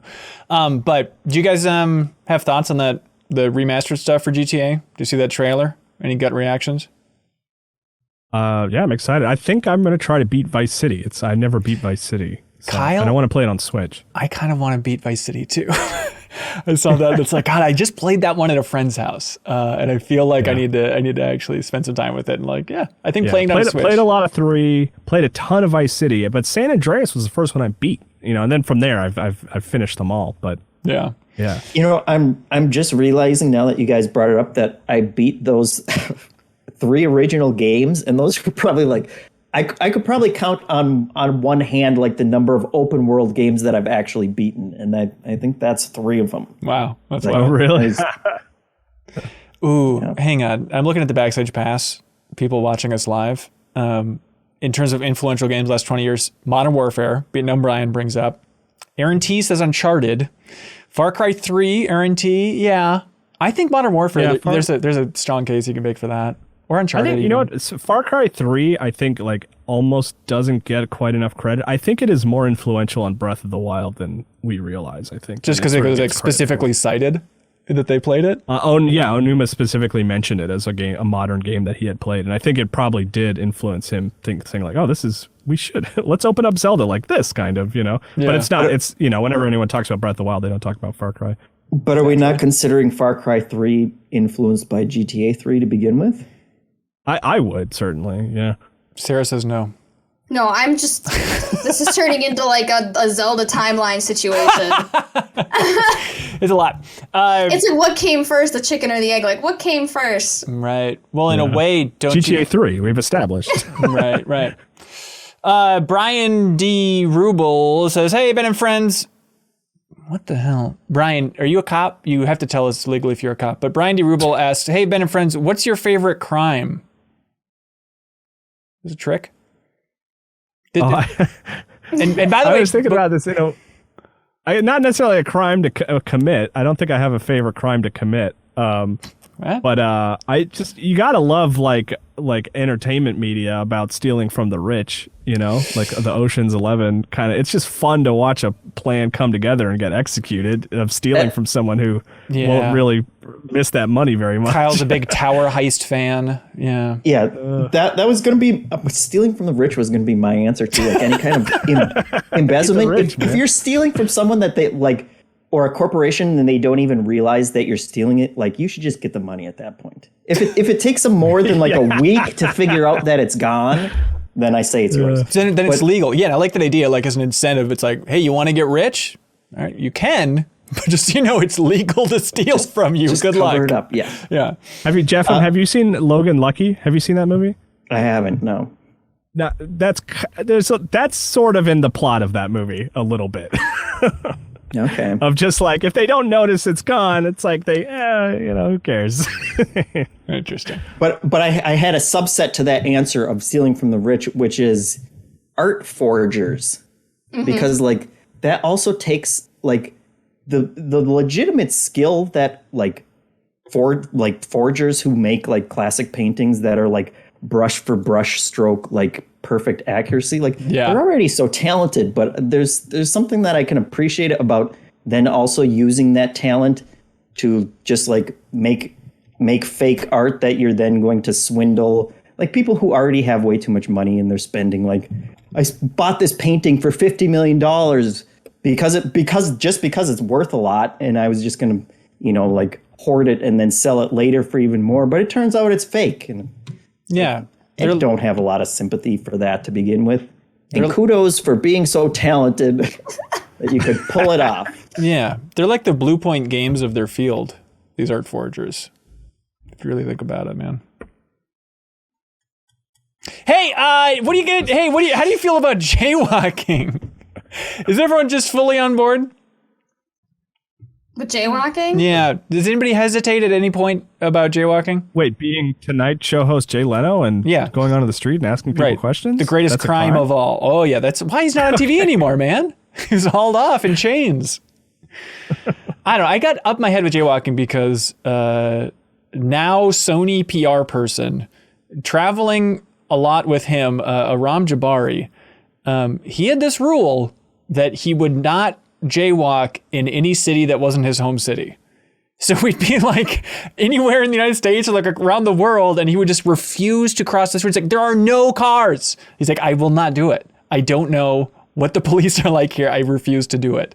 And it really got me up my head. Like, should I be more worried about jaywalking than I am? Or I'm just a game on situation, especially as a biker. I know this is dangerous, but like, I'm not stopping for many things when I'm on that bike. It's fine. Is that your favorite crime? Ooh. I guess it would be. Jaywalking? Jaywalking on a bike is probably my favorite crime, yeah. Let's see. Are we crimed out? Everybody's hit their crime quota? Yeah. I just want to say that I am not a heist person. I feel like heists are my least favorite things. To watch or to do? I do not like heist genres.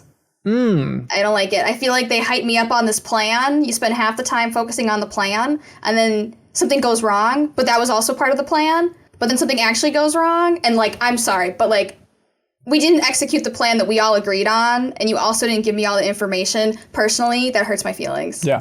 I'm with you. And I'm not entertained. Right. Yeah. Hey, Ben Shively asks, what is a company that has lost your business forever? Yeah, I thought about this, and I was like, are there any companies that I just absolutely won't buy anything from? And I think this is a weird one, but I don't think I'll ever back anything on Kickstarter again. Oh, weird. What was the last thing you backed? It was, what is it called? It was a movie from, this is going to drive me crazy. A stop animated movie. It was produced by Dan Harmon. It was written by Charlie Kaufman. Oh, weird. I cannot remember what it was called, but it really turned me off from Kickstarter because I liked all those people. I was like, this sounds amazing. I want to watch this movie. Here's $20. I would like to see this movie, please. And then it went through like all this, like they sold the rights, all these different things. It ended up going to theaters. It took the fact that I spent money to like help finance that film ended up making it take longer for me to actually see it. And like from that point on, I'm like, I'm good. I don't think I want to back anything on Kickstarter. I think some amazing projects have come from Kickstarter. I think it's like done a lot of great things, but personally as a consumer, like I've only kind of been burned by it in that small way, and it was enough to make me go like, if there's a project I see on Kickstarter that I'm excited about, I will wait till it exists and I'll just buy it outright. And I feel like people have gotten a lot smarter with Kickstarter too, of like basically being at the 1 yard line before they launch their Kickstarter, but like, all right, we just need this extra boost of funding. No more of this like, hey, we're in the blue sky phase. We want to make a video game. Help fund our MMO. We're thinking up some cool ideas. It's like there's no universe where that works well, unless Double Fine Adventure, where you're chronicling everything. But plenty of game ones have gone down the tubes. I don't know, Jeff, have you got one? By the way, the movie I'm talking about is called Anomalisa. That's what it's called. Oh, I saw that in the theaters. That it has like a stop motion sex scene in it. You saw it on Kyle's dime. Probably, man, I paid for that, and then I had to wait to see it. That's right. I was going to guess it before me. Yeah, that's weird. Anyways, Jeff, you got a company? Kyle, that actually reminded me that there was a board game Kickstarter that today was the last day, and I forgot about it. But now you reminded me. I actually was gonna back that one. So thank you. He's gonna jump in. You're welcome. But my answer was Hobby Lobby, and they went through all of like the homophobic stuff and whatever, which was really enough to just not go there ever. But then I saw an article that they've stolen like artifacts, like tens of thousands of artifacts that they bought basically illegally and smuggled into the country. What? That they've now like they've been in the process of giving them all back at this point and saying like, oh, we didn't know what they were doing, but they super knew what they were doing. There was a big expose on it. They have like a museum in like Washington, D.C. where they have all of these artifacts that they've illegally brought into the country and stolen. What? It's like a weird Bible museum that's also like a tax write-off because they buy all these things and then they donate them to their own museum. It's like this huge racket. But they said that they were smuggling them all into the country and they were bringing them through customs, and it was like all of these old like clay tablets and papyrus and stuff, like writings and all these things that they bought from like black markets, but they had listed them in the customs as like sample tiles because they were made out of clay and like they were going to Hobby Lobby. So it was a whole big thing. I was like, hey, I didn't like this company to begin with, but this is just ridiculous. Yeah. On a similar note, what is that pink bag behind you, Jeff? It's a Puma bag. We started recording and then I saw that was back there, and this is like our guest bedroom, and my my wife's sister has been over helping us babysit with, and I didn't realize she got that back. Okay, there, that's fine. I didn't know if it was like a surprise for later, like you get a load of this was just a bunch of dirty diapers in a bag. Yeah. Taylor C. submits a question on Patreon and says, I've never considered myself to be overly good at video games. I completed Last of Us Part 2 on hard mode, something I would not normally do, and I've noticed that my skills in third-person action games have significantly improved. I'm playing Horizon Zero Dawn, and I'm impressed with how well I'm adapting to the game and flowing through encounters. Congratulations, Taylor. What game got you good at games? And when did you know you were good at a certain type of game? I think I'm still waiting for that day. That's a loaded question, yeah. Yeah. It wasn't Metroid Dread. Somehow I think that made me worse at games in some ways. I don't know. Has anyone got a good one for this? The game that made you good at games? The game that was like sink or swim for me personally was playing Rainbow Six Siege. Yeah. So any kind of like competitive shooter, especially when it comes to that game, because if you get shot in the head, you know, you're down, you're out, you can't come back. There is no like revive. Right. You know, once you're out, you're out. And you can die pretty immediately, you know, because it is very accurate where it's like, if you get shot in the head, you know, you will probably die. So a lot of that for playing with my friends was just me, you know, try to shoot the other person's head before they shoot you. Right. And also don't put yourself into situations where somebody could easily shoot your head. And they can shoot through walls in that game too. There's a lot of like physics-based stuff. So it's like, what am I standing next to?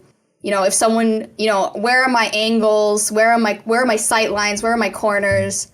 If you're aiming down sights, make sure you're aiming at like a headline. If a head's gonna pop around that corner, make sure that's where you're aiming. Like it taught me a lot. Then you like carry forward to other games now, even when you're playing because Resident Evil 8 or something. Well, I mean that's like using a controller, but it definitely taught me how to better aim and click heads. That's interesting. And also just better competitive gameplay. Right. Like don't do stupid. Like don't do stupid stuff. Don't set yourself up for failure.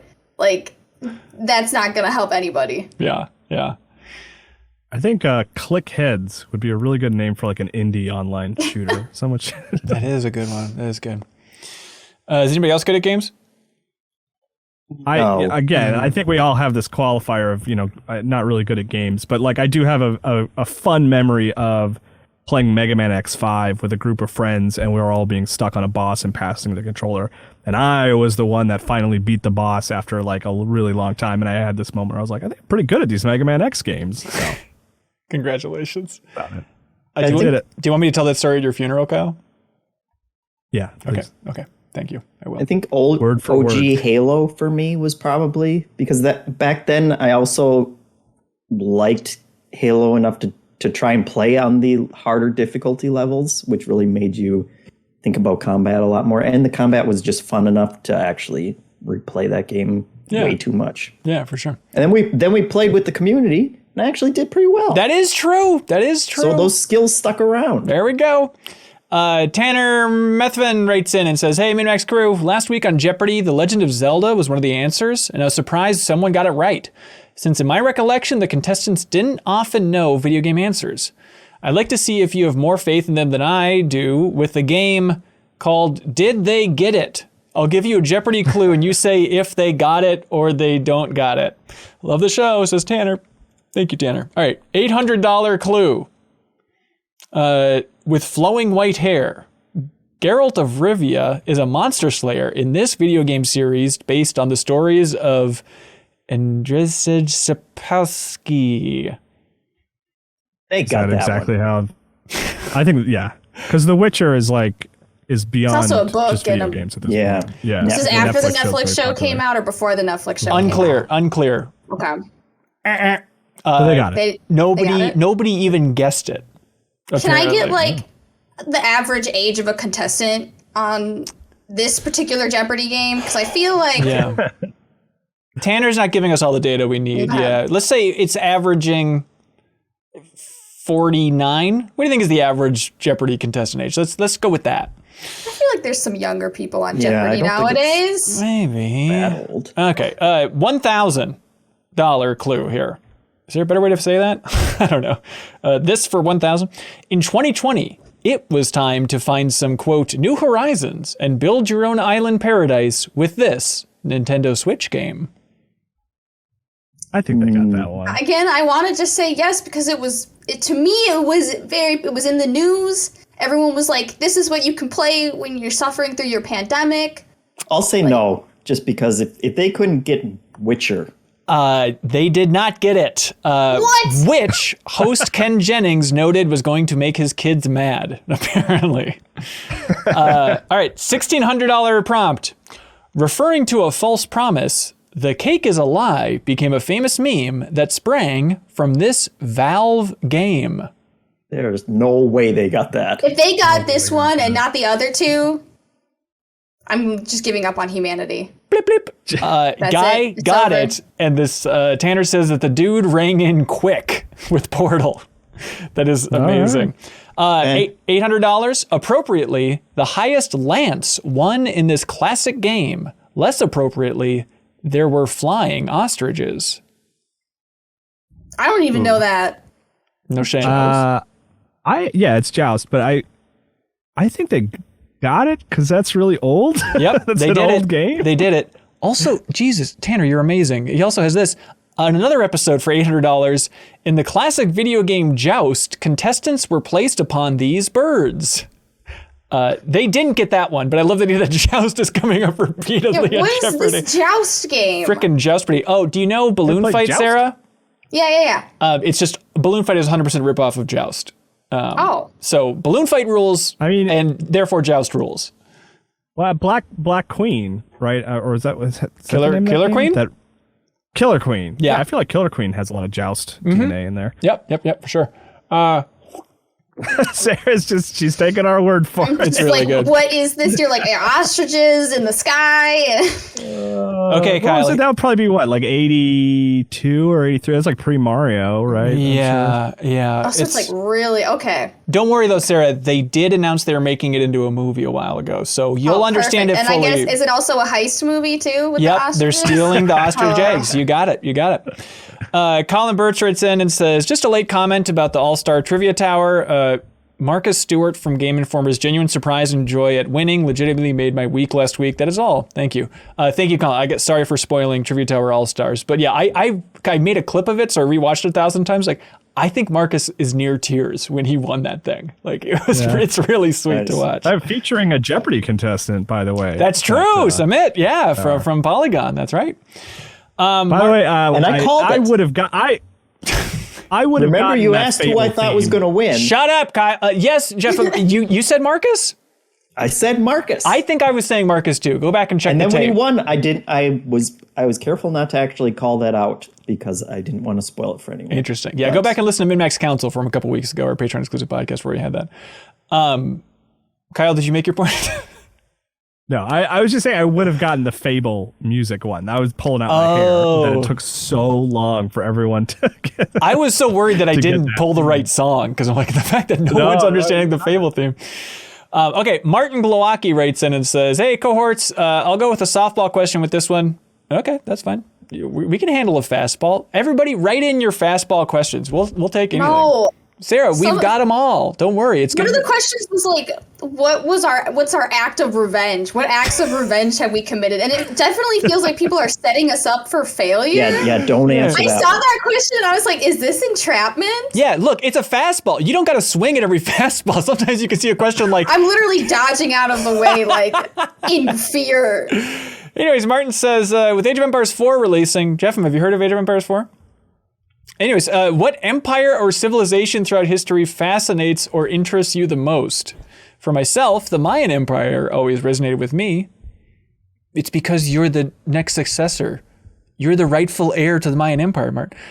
Anyways, does anybody else have a civ or empire that they like? The good ones? I'm biased. I'm biased to Egypt because my aunt's an Egyptologist. What? So I'm like heavily... Everybody in my family is much cooler than me. Okay, honestly. My aunt's like been to Egypt. She's like unearthed mummies. She's got books. She's written books or she just owns books? Yeah, she's written books. Like she's like authored books. Honestly, that is the coolest thing. Is she a cool person too? She's not listening to this. Okay. She's an Egyptologist, so you know. If you were at a dinner party and everyone's talking about their jobs, I think Egyptologist, I think that's maybe #1 profession. Honestly, I would take Egyptologist over astronaut. It's a really... I mean, there's a lot to say. It's a cool move. What about like famous film director? Do they have to say famous? I think that's a little blowhardy if they're adding No, that I mean, on. if Steven Spielberg were sitting at that table. Yeah, I guess so. He's not going to Or say, Art I'm Forger? famous film director Steven Spielberg. He's going to say, I make movies. Hey, Kyle. One time, I'm still confused about this story. I had an ex-girlfriend. Once, everybody. But she told a story about how she was dating somebody in high school, and she went to a Thanksgiving at his house in Minnesota, and Matt Damon was there. And I'm still not convinced that it was actually Matt Damon. And like, I trust this person and I like her, but there's a part of me that's like, I think that was just somebody that looked like Matt Damon. She's like, no, literally Matt Damon was at this Thanksgiving party or Thanksgiving dinner. I've got his Wikipedia page pulled up. I'm gonna Command F because I'm on a Mac for Minnesota to see if he has any ties to Minnesota. Yeah, I don't know if he was like dating a sibling How or many something. people were at this event? It was like a dinner, At this Thanksgiving dinner, probably, Thanksgiving I don't know, like 10, I don't know, something like that. Push Nevada. Is that a movie that they filmed in Minnesota? Does this help you at all? Yeah, actually, that's the missing key that I was looking Did you ask for. if it was the Matt Damon? I did not. Or just I probably should have. Matt Damon? I probably should have. I'll try and get to the that's a bottom good of this. point. There you go. Anyways, yeah, back to Civilization. I like Carthage because I like Hannibal, and I made a short film, and it is a film in high school about the Second Punic War, and it was. Wait, so you're a famous film director? I'm a At famous this dinner film table? director. That's right. And it was all about Hannibal crossing the Alps with the elephants, and it had the Perfect Dark soundtrack. So it's really stunning work. Everyone should check it out in a local theater near you. Hey, Luciano Comacedo, I'm sorry for butchering your name, says, I've been playing a cool side-scroller called Flynn, Son of Crimson, and was just curious what your thoughts are on taking damage from touching an enemy. That'd be like getting hurt from petting a dog. From like, so like if you Depends bump on the into dog. it, or if you like run past it, or if you clip it, you'll take Right. damage. Right. Yeah. See, I don't like it Not a because fan. I don't even like grenades in video games because, I'm only going to blow myself up with that. After all these Rainbow Six Siege skills, you're still scared Yeah, of a grenade? I don't use throwables. It's, it's just a bad, All right. it rebounds. Whatever can go wrong will go wrong. Yep. There's like porcupines. If you touch one of those, you're going to get hurt. Only if they're mad at you though, because normally like the quills are down. So like, are you aggressing upon the porcupine? Yeah, I don't know any other way to approach a porcupine other than being very aggressive. Let's see, what else we got? Hey, look at this. This person writes in and says, Jose Arroyo says, Hola, senores and senoras. Hello, thank you, Jose. Did you take Spanish in high school? Or? I did. But it's senoras. So senorita is a younger senora? Yeah. Don't ask me. I took French. Okay. I Figures. took German. Jeffem, what about you? French. Ooh. Talking French. la la. Oui. Je Oui, m'appelle bonjour. Jeff. Salut. There it is, everybody. We're launching a French podcast exclusive to Patreon. Check it out. This Anyways, is now a bilingual podcast. here. Jose says space is a big genre this year. What is your space game of the year? He's not wrong. So he rounded up Mass Effect Legendary Edition, Metroid Dread, Returnal, Guardians of the Galaxy. He says his is Returnal by far. It is, like, I noticed it with our Deepest Dives. Like, we've done a lot of sci-fi Deepest Dives this year. It's weird how it all's lined up with Dead Space and everything. Yeah. In terms of like, Returnal. you can be a sci-fi person or you can be a fantasy person. And you can be overlap, but I think you always have preferential for one. Right. What would you guys say you are, sci-fi or fantasy? Sci-fi. Sci-fi. Yeah, Correct. thought so. That was actually the first test to becoming a cohort is you have to declare yourself a sci-fi person over a fantasy person. So I'm glad everybody Oh my passed that God. test. Good job, everybody. But Returnal is my answer, certainly. Ooh, Returnal okay. is still my game of the year. I really loved Returnal. Hey, maybe it's just because I watched it while playing it, Kyle, but did you also have weird vibes playing the Guardians of the Galaxy game of like, oh, it's a little bit like Cowboy Bebop. It's just fun to be, it's like a specific window now where we're going to be doing a lot of hanging out on a ship and bounty hunting. Yeah, I actually just rewatched Cowboy Bebop. Like, sort of. I here's my setup. I have a I have a TV in the kitchen that I watch television on while I'm doing dishes and cooking dinner, which I do a lot. That's like 90% of my time. Yeah. But I don't. So when I watch stuff on there, it's like 70% paying attention. I rewatched Cowboy Bebop that way recently. Yeah. And really holds up. Fantastic show. So good. What do you think of that trailer? I'm excited to watch that show. I don't hold any ill will towards that live action version. I want to see this new version, but I look at it and there's like a lot of Dutch angles, right? There's a lot of tilted cameras. Yeah. And I'm like, I really don't think that was a thing in the anime. I thought the shots were always pretty straight ahead. That's what I like about Cowboy Bebop is how grounded it is. I'm just generally not a fan of Dutch angles at all. Like Abrams does them a lot. Or in the Star Wars Dutch, and stuff. I've heard. That's right. His least favorite civilization. Not a fan. There's one shot in the middle of Ted Lasso season 1, because that's about where I am right now watching that show, and it's just like an obnoxious Dutch angle. Yeah, I do like it. Yeah, every once in a while it's like it's kind of veering into like a Disney Plus level of saccharine, but I'm on board for it. Like it's a nice one to watch. Oh, wait till I get to the Christmas episode. Oh, really? It's gonna be a lot. All right. Yeah. Anyways, space is cool. Oh, and Kyle, just to follow up on that, thoughts on the Lightyear trailer, sir? I'm for it. I don't understand all the confusion about it. It's a trailer. We don't know all the context yet. Well, from the pitch, I was confused, and this seems to be like, okay, it doesn't make sense, everybody trying to get up in arms about like, this Toy Story spin-off doesn't make sense. When does it take place? How is it possible? Yeah, the only thing the other thing is like, someone, I don't remember who it was. I'm sorry if I'm calling you out, but they were like, you're telling me that through all 4 Toy Story movies, they never talk about Galactus. It's like, it's a story. It's not about the world. It's about this very focused relationship between a toy and a child. I don't think space travel would come up. Also, hey, everybody, I know I don't want to be this guy because I take Toy Story more seriously than just about anybody on Earth, but it's like, everybody, they're movies. Let them do it. Like, they basically already did it with their TV show of like Buzz Lightyear of Star Command. Like, it's just that again, everybody. It's not going to reframe the way that you watch Toy Story 1. It's fine. Yeah. And yet you won't play Kingdom Hearts. No, because that's Toy Story level. And yet, Ben. Yeah, that's like saying, hey, you love chocolate cake. Now eat chocolate cake out of a toilet, Sarah. What? You don't like chocolate cake out of a toilet? What's wrong with you? They say it might be canon, so if that chocolate cake out of the toilet was canon, you need the. They shoot it out of a cannon into the toilet. Is that right? My God.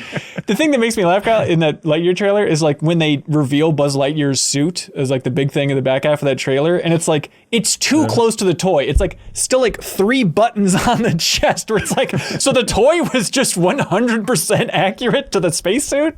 That seems bizarre.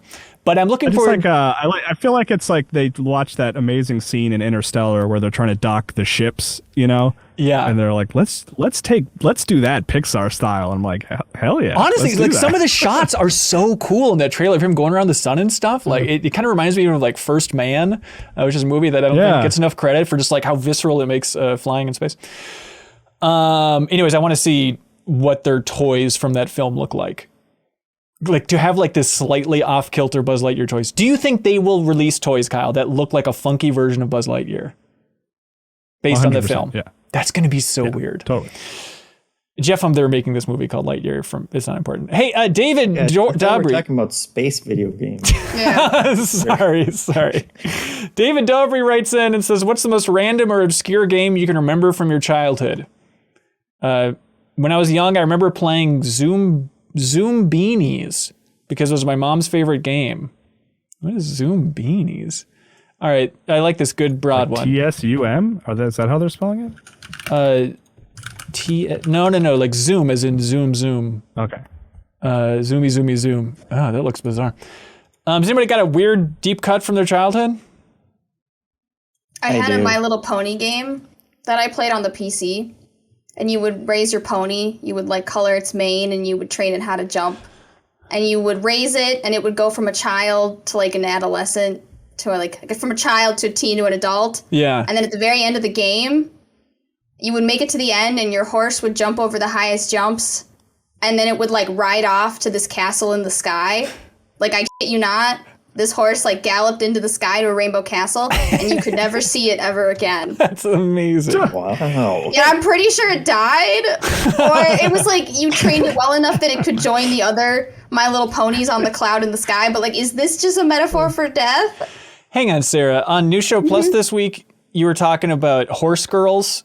Yeah. And how there's this very specific type of girl that was obsessed with horses. Were you a horse girl? No, I wasn't a horse girl. I was a girl gamer, and a lot of it came with like horse games. We're So shade there's of some gray. overlap there, but I wouldn't say I go fully into horse girl territory. Okay. All right. It comes with the girl pack of 3 CD-ROM games for girls Right. that you buy as a bundle. Yeah.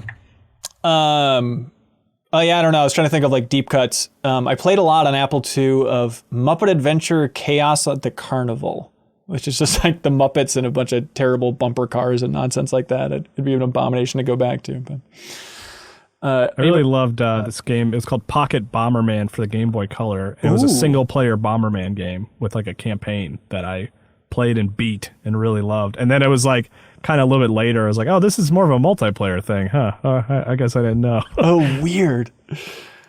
Yep. Mine was Cannondale Cup for the Super Nintendo, which was kind of an unabashed Road Rash ripoff, because I played Road Rash one time at a kiosk in like a Kmart or something when I was a kid, and was like, this is the coolest game ever made. And I wanted to see, they didn't have it for Super Nintendo, but this was like the closest thing that they had. So I spent like $60 on it back in like 91 or whatever, which is probably like $1,000 today. And it had the same formula, but it was mountain bikes, and all of the characters were just like, I don't know if they're actual like bicycle racers back then, but you could just kind of attack, and it was very crappy. But then like there was clearly a Blanca ripoff in there. It was like all normal people, but then just one green monster that you could play at. But it was not a good Road Rash ripoff. What's it called again? I want to look it up. Cannondale Cup? That's a really boring name. Cup. Have they thought of Road Rash? Cannondale Cup. Oh, weird. There it is, guys. There it is. That's good. Deep cut.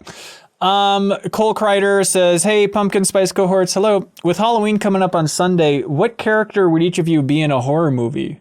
Jock, nerd, cheerleader? Also, would you be the final girl? No, absolutely not. I thought about this deeply after playing Until Dawn. Ooh, yeah. Because they very much like typecast people.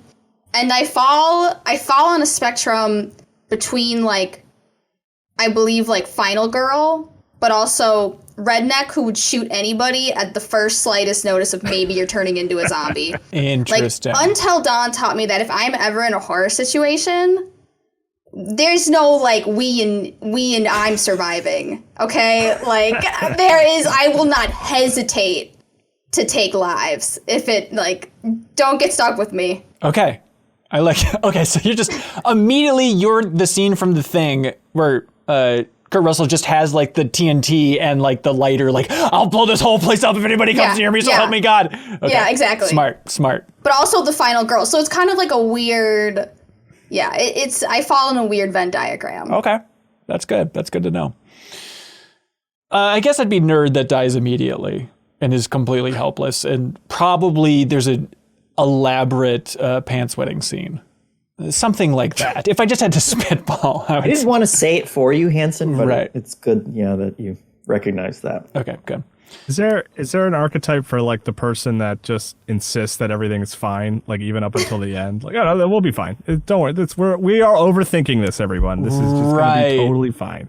It's like, this is maybe a deep cut, Kyle, but I always loved like in Slaughterhouse 5 when they're like, in the trains, one of my favorite bits is just somebody who's like, you think this is cold in this train? This isn't so bad. I've had worse. This is totally fine.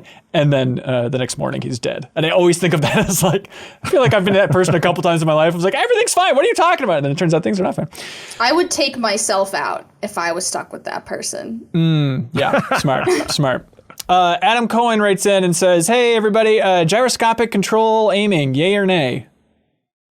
Nay, boo. I don't No, like Kids it. that play Splatoon bully me with it, and I don't like it. Yeah, I like it for the fine tuning a little bit. I don't mind it. Like Fine tuning. yeah, like a Breath of the Wild thing, just a little extra nudge at the end. Okay, you know? but I'm thinking like I would still prefer to use a mouse. Okay, well, of course, yeah, we're only human. Yeah, but I do. Yeah, if I like Breath of the Wild does really well where you engage it, right? Like it's not always on. Right. It's just like you turn it on just to kind of inch it around, and like Fortnite on Switch kind of lets you do that. Like I do like it. I think it can be done well. It's funny because we still sort of think of the Wii when we think of motion controls, but I do get these reminders often, especially playing VR in particular, where it's like motion controls are actually like really good today. Like they function really well. I Yeah. don't know if they necessarily make games better, but the technology is like thousands of times better than it was when you were playing Wii Sports for the first time. you Right. know? Yeah, that's true. Let's see. Podbod writes in and says, "Hey, Ben Hansen and the cucumber-loving cohorts. Sure. How do you think your personalities would change if we only had landlines and never had communication via internet or cell phones? If you wanted to hang out with someone, you'd have to call them up and schedule a time. You couldn't get outraged at a stranger's opinion on the web. How would your personality change, do you think?" I love this question because I think about it all the time, because what he's describing was the pre-internet world that I grew up in, and that like kids aren't even going to know from now on. Yeah. I Am don't the only even one know. who remembers What are you talking what that was about? like? No, I had a similar reaction. I mean, like, I think I got AOL Instant Messenger in like the middle of high school or something. Really? I didn't have a cell phone until like middle of high school. Like, the majority of my play dates as a child were from calling somebody. So this isn't something I have to imagine. I think I exist in this odd generation where I did actually get a taste of both. Okay, but I what don't- about you what know, about like- now? Like, what if it was just like, now? how would your personality be different now, though? We'd all be happier Do you think? and less anxious. Yes. Every once in a while I think about that. I feel like maybe just, people online can get sanctimonious about not being online, but that idea of like, oh, I unplugged from social for 2 months and I got so much done. I wrote 3 great American novels. And it's like, everyone in the 1800s wasn't, I would imagine they aren't all like cool, enlightened beings. They're like sucking on logs and killing rats and stuff. It's like, Well, you don't have to suck on logs. well, I'm just saying. That's not like the two ends of a different spectrum. I just think sometimes people really, even though I am also fried by social media and the internet, and reading all these dastardly YouTube comments on this video, I also feel like I don't think I would have reached nirvana if Twitter didn't exist, which I think people can kind of gravitate to as just a concept, Right. Yeah. All right. Well, Christian Jimenez writes in and says, Christian asks, what are some video game coverage journalism pet peeves you don't like to see? Thank you, says Christian. I don't know if this applies, and I'm always hesitant to say stuff like this because I feel like I'm calling people out. Yeah. But I really don't care about your word count, like, at all. Like, What I do you see mean? people will be like, I just finished a 10,000 word thing, or I wrote this thing. Interesting. And I'm like, that means nothing to me. Even as a person who was very focused on character and word count Yeah. for a large part of my career, like, it does not mean anything to me. It just is nothing. It could be 5 words. It could be 10,000. It doesn't matter. Is it the same thing when we're like, hey, check out the deepest dive on Final Fantasy VII Remake? It's 14 hours long. I mean, that's the same thing, No, right? it's different for some reason because it's like entertainment, right? It's like the length of a movie is a factor, but I don't know. Something about it just rubs me the wrong way when I see people talking about how many words they've written. I don't know. Maybe it's just a personal pet peeve or something, Yeah. but it bugs me for some reason. Yeah, I think length does not equate quality when it comes to writing, because a lot of what makes writing good is when you're concise about what you're saying. Right.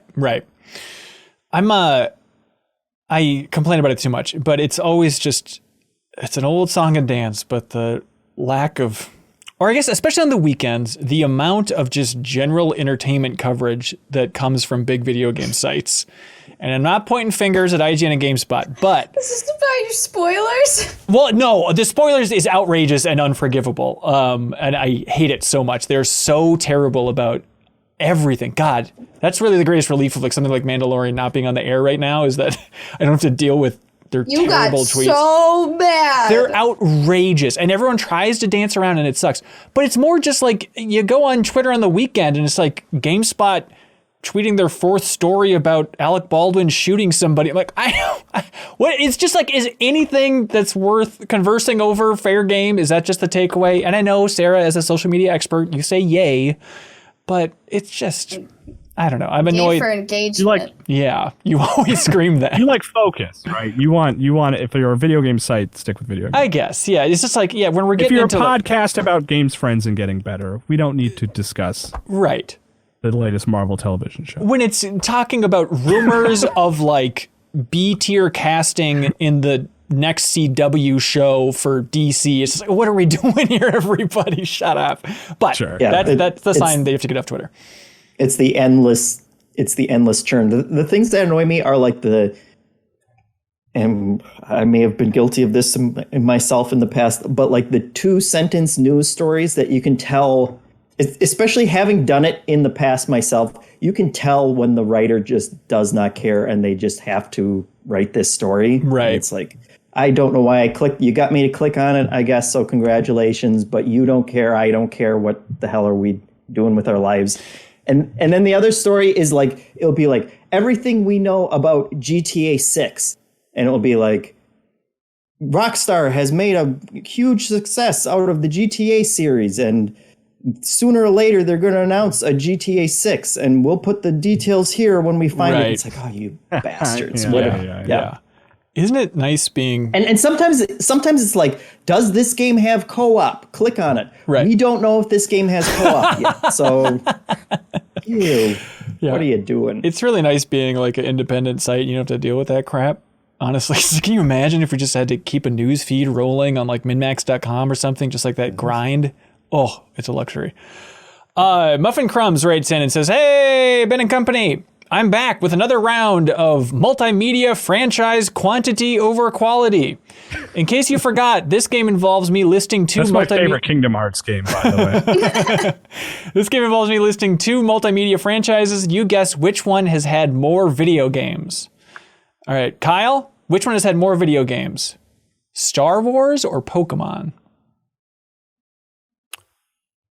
Ooh. I'm going to go Pokemon. The answer is Star Wars, 169 to 124. And they say, get this, included in the Star Wars video games are 12 educational games such as Star Wars Jedi Math and Star Wars Jedi Reading.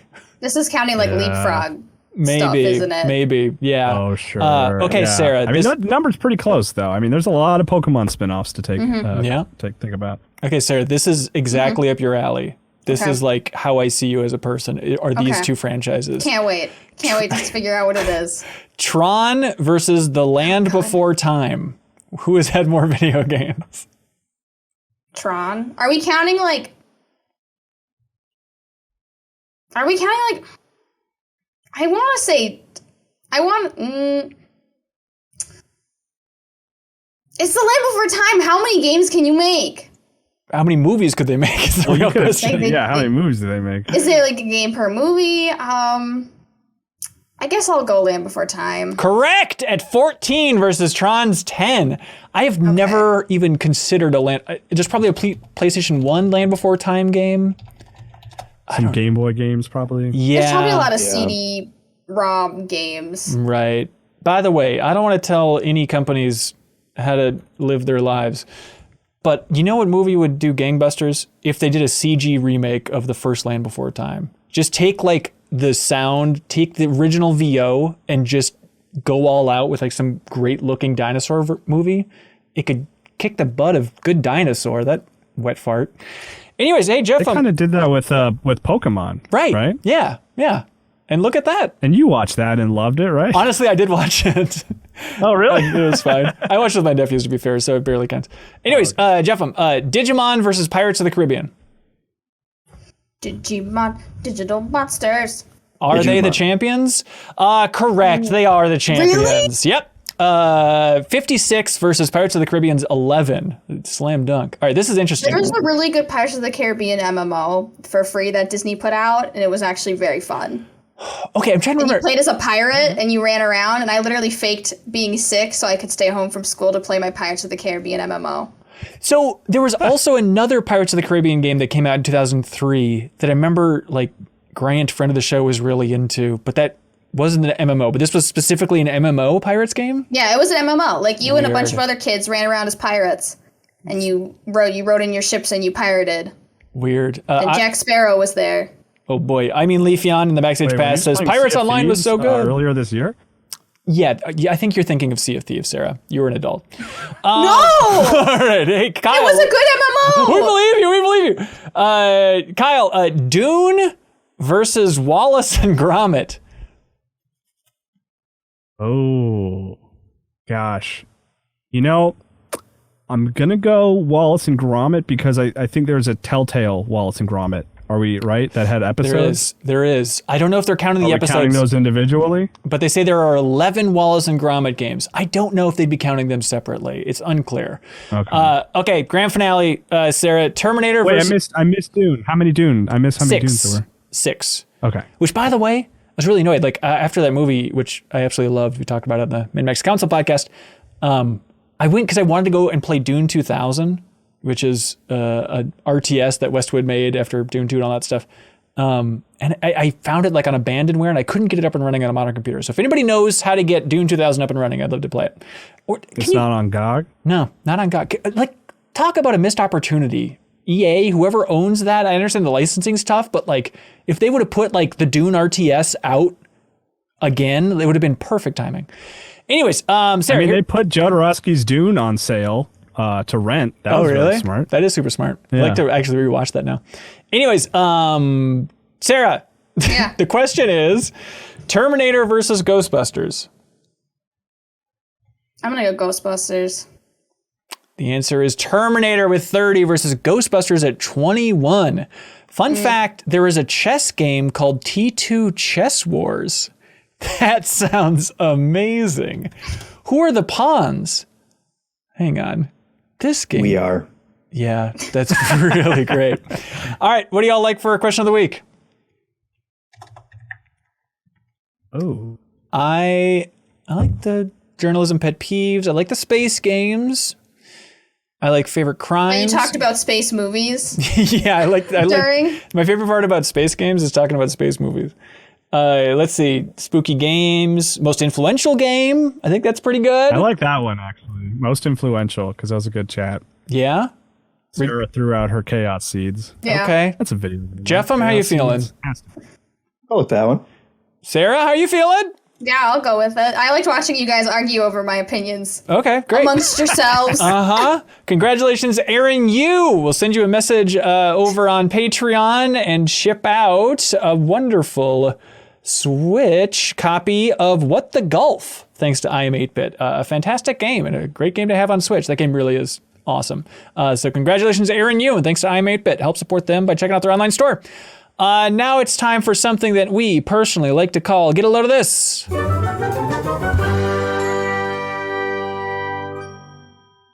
Okay, Sarah, I won't make you go first because I feel like you were panicking trying to find one a little while ago. I know I got one. I always got one Okay, do you want to go in first? my back pocket.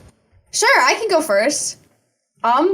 Get a load of this, you guys. There is a keyboard on the market, and in the top right, it's got a little tiny LED screen, and there's a little white doggy in it. And whenever you type, the little white doggy runs. When you press space, it jumps. When you put caps locks on, it like barks. It's like a little pixel dog. That's And when fun. you hit control, it crouches.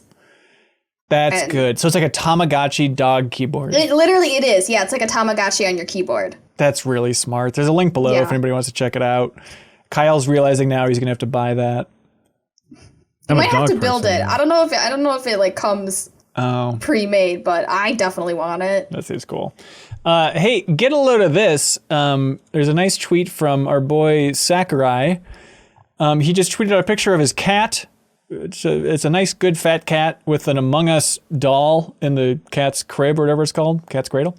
But he says, with the development of Smash Brothers finished, you no longer have to worry about suspicion of participating in the war. Now, even if you put out such a picture, there is no problem. And it's just, it's just nice to see him liberated that he can just tweet about video games now. I'm so happy for him. Yeah. So happy. Right. And I don't know. He's finally at peace. This is the automatic. I can finally tweet a picture of an Among Us plush. Sarah, I don't want to put you on the spot, but it is like auto-translated from Japanese. So I'm curious what the translation is for. You no longer have to worry about suspicion of participating in the war. That's what I was wondering. Participating in the war. Yeah, I sent you the tweet. No pressure, but if you can translate that, that'd be awesome, and we'd all be very impressed. Jeffem, you got something? Yeah, get a load of this. This was a video put out by People Make Games, and it's called The Inside Story of Mass Effect 3's Ending Finally Told. It's a half an hour kind of documentary conversation. They interviewed like 9 former BioWare developers and kind of go through the entire controversy and get their opinions on what happened and the backlash to it, and like philosophically the concept of redoing an ending because of people complaining on the internet and stuff. And it's a really good watch. Cool. I'll check it out. Did you see that thing, Sarah? Yeah, I did. Do you know what it says? It is like he is using the word like participating in a war, but personally that could be like some kind of weird Japanese net lingo that I don't understand. Okay. But it's kind of like the war of like, it's pretty an accurate translation, but I mean, I don't know the net lingo. Sure. The online flame war type of thing. Yeah. Okay. Yeah. Kyle. Hey, get a load of this. Maybe you've talked about this before. I don't know. But there's this Twitter account called @just_s'mores. And there's an affiliated Instagram account called Just S'mores Things. And it's this person that you probably know pretty well if you follow MinnMax, just doing little videos about s'mores food and candy. It's Cyril Vasquez, and he just eats s'mores food and reviews it. And he's got like, let's see, 3, 6, 9, 12, 15. Like he's got 20 videos of just reviewing various s'mores things. Did he read his contract? Cereal eating stuff is legally owned by MinnMax as the corporation. Can't do that. Yeah, he's not allowed to do that. That's very. And he has this great bit about Yogurt Week. If you watch them in order, please go check it out. What is it called? He's not promoting it at all. It's like I didn't even know it was him. I just like fell down this rabbit hole, and I was like, wait a second, this is cereal. Yeah, what is it called? The link's below for everybody, but yeah. So on Twitter, it's just why can't I say underscore? Just underscore s'mores. And then Instagram is where you really want to go, and that's just s'mores things. Okay, the Twitter will link to the Instagram. There it is. Okay. Yeah. 18 followers. Okay, this better be not 18 Bump by the it up. time this podcast. Okay, I'm hitting follow. Good job. Did you get one from the community, Jeffem, from the Discord? I did. Get a load of this. This one ties back nicely into the artists ripping people off conversation. This one came from Jake Loader, maybe, I don't know. Louder. It's a tweet by Alex Stapp, and it's basically running through an artist named Mischief bought an Andy Warhol drawing for $20,000. It's a very simple doodle, but he bought it for $20,000. He made 999 high quality forgeries of it because it's a very simple drawing. Yeah. And then he shuffled them all together, and he destroyed any evidence of like which is the real one. And he's selling all 1,000 of them for $250 each. And so you have a 1 in 1,000 chance that you'll get the $20,000 drawing, or 999% chance you'll get the other one, but you'll never know for sure. And so he's going to make $250,000 from that. And I feel like it's another instance of like, I can't really fault them. Like people, the art folks have so much money that they're throwing around on stupid things. Good for you. Yeah. Punish the art folks. I'm with you, Jeff. Yeah. All right. Thanks so much for watching or listening to the podcast, everybody. Let's see. We have Extra Life coming up. That is our big charity stream to raise money for Gillette Children's Specialty Healthcare in St. Paul, Minnesota. That's coming up Saturday, November 6th. We're going to be starting at 8 a.m. and streaming for 25 hours straight. It's going to be a collaboration with Game Informer once again. It should be a very fun time. A lot of multiplayer gaming, a lot of different segments in there. We pack it full. We also have a bunch of things to auction off, including... there's a bunch of really good things like from I Am 8-Bit and beyond, but then there's also a cribbage board that my dad made. He's been making cribbage boards his entire life. So this is like cribbage board number like 1100 or something. So if you want to win a cribbage board that my dad made out of wood and also help support charity at the same time. Also, WhiteMax in the MinnMax community made a custom Game Boy Advance with a MinnMax skin on it. We're going to be auctioning that off for charity. So that's going to be happening next Saturday. So mark your calendar, everybody, November 6th. And it's going to be us and Game Informer, and then also Easy Allies, featuring some Easy Allies folks in there. So there should be some fun competitions happening between the three of us. So get ready for that. Also, be sure to follow MinnMax Show on Instagram. Once you're done looking at cereal, eating s'mores, check out MinnMax Show on Instagram. If you leave a comment on the post that's announcing this podcast is live with all of our beautiful faces in it, you can win a code for Before Your Eyes on Steam, one of my favorite games of the year. We're giving away a code. We just gave one out to Chow Tung. So congratulations. They won the last code, but follow us on Instagram and you can win a bunch of free stuff. Sarah, you got stuff going on? Oh, by the way, Jeff, look alive on Slack. I sent you the list of $50 names to read at the end of the show. So look forward to that. But anyway, Sarah, do you have something to plug? Yeah, you can follow me on Twitter at SarahPods or on my Twitch page at SarahPods. We are wrapping up our month of horror. I'm currently playing Resident Evil 3, and then I'm going to start on the new Fatal Frame coming out to Switch. So very excited for that.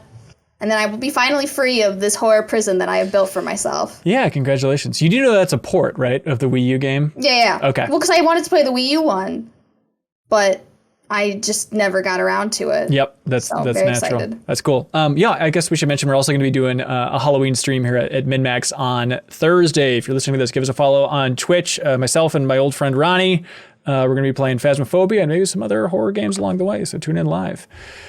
All right. Hey, Jeff, I don't know if you know this, but we exist because of people supporting us on Patreon. As entities, we exist because of that. That's why our parents decided to create us. And you can get your name read on every episode of the podcast if you support us at the $50 tier. Also, your name in every description for every video. And it goes a little something like this, Jeff. I don't have the list. I don't know what you're talking about. I sent it to you on Slack. Jeff, I don't have. You don't have Slack? Do you have it on your phone? What have you done to me? Jeff, what have you done? Just guess the names, dude. We're panicking. There's dead air. The John. John? There's no John. There's no John. Ben? Is there a Ben? Benjamin. Oh my God, this is so long.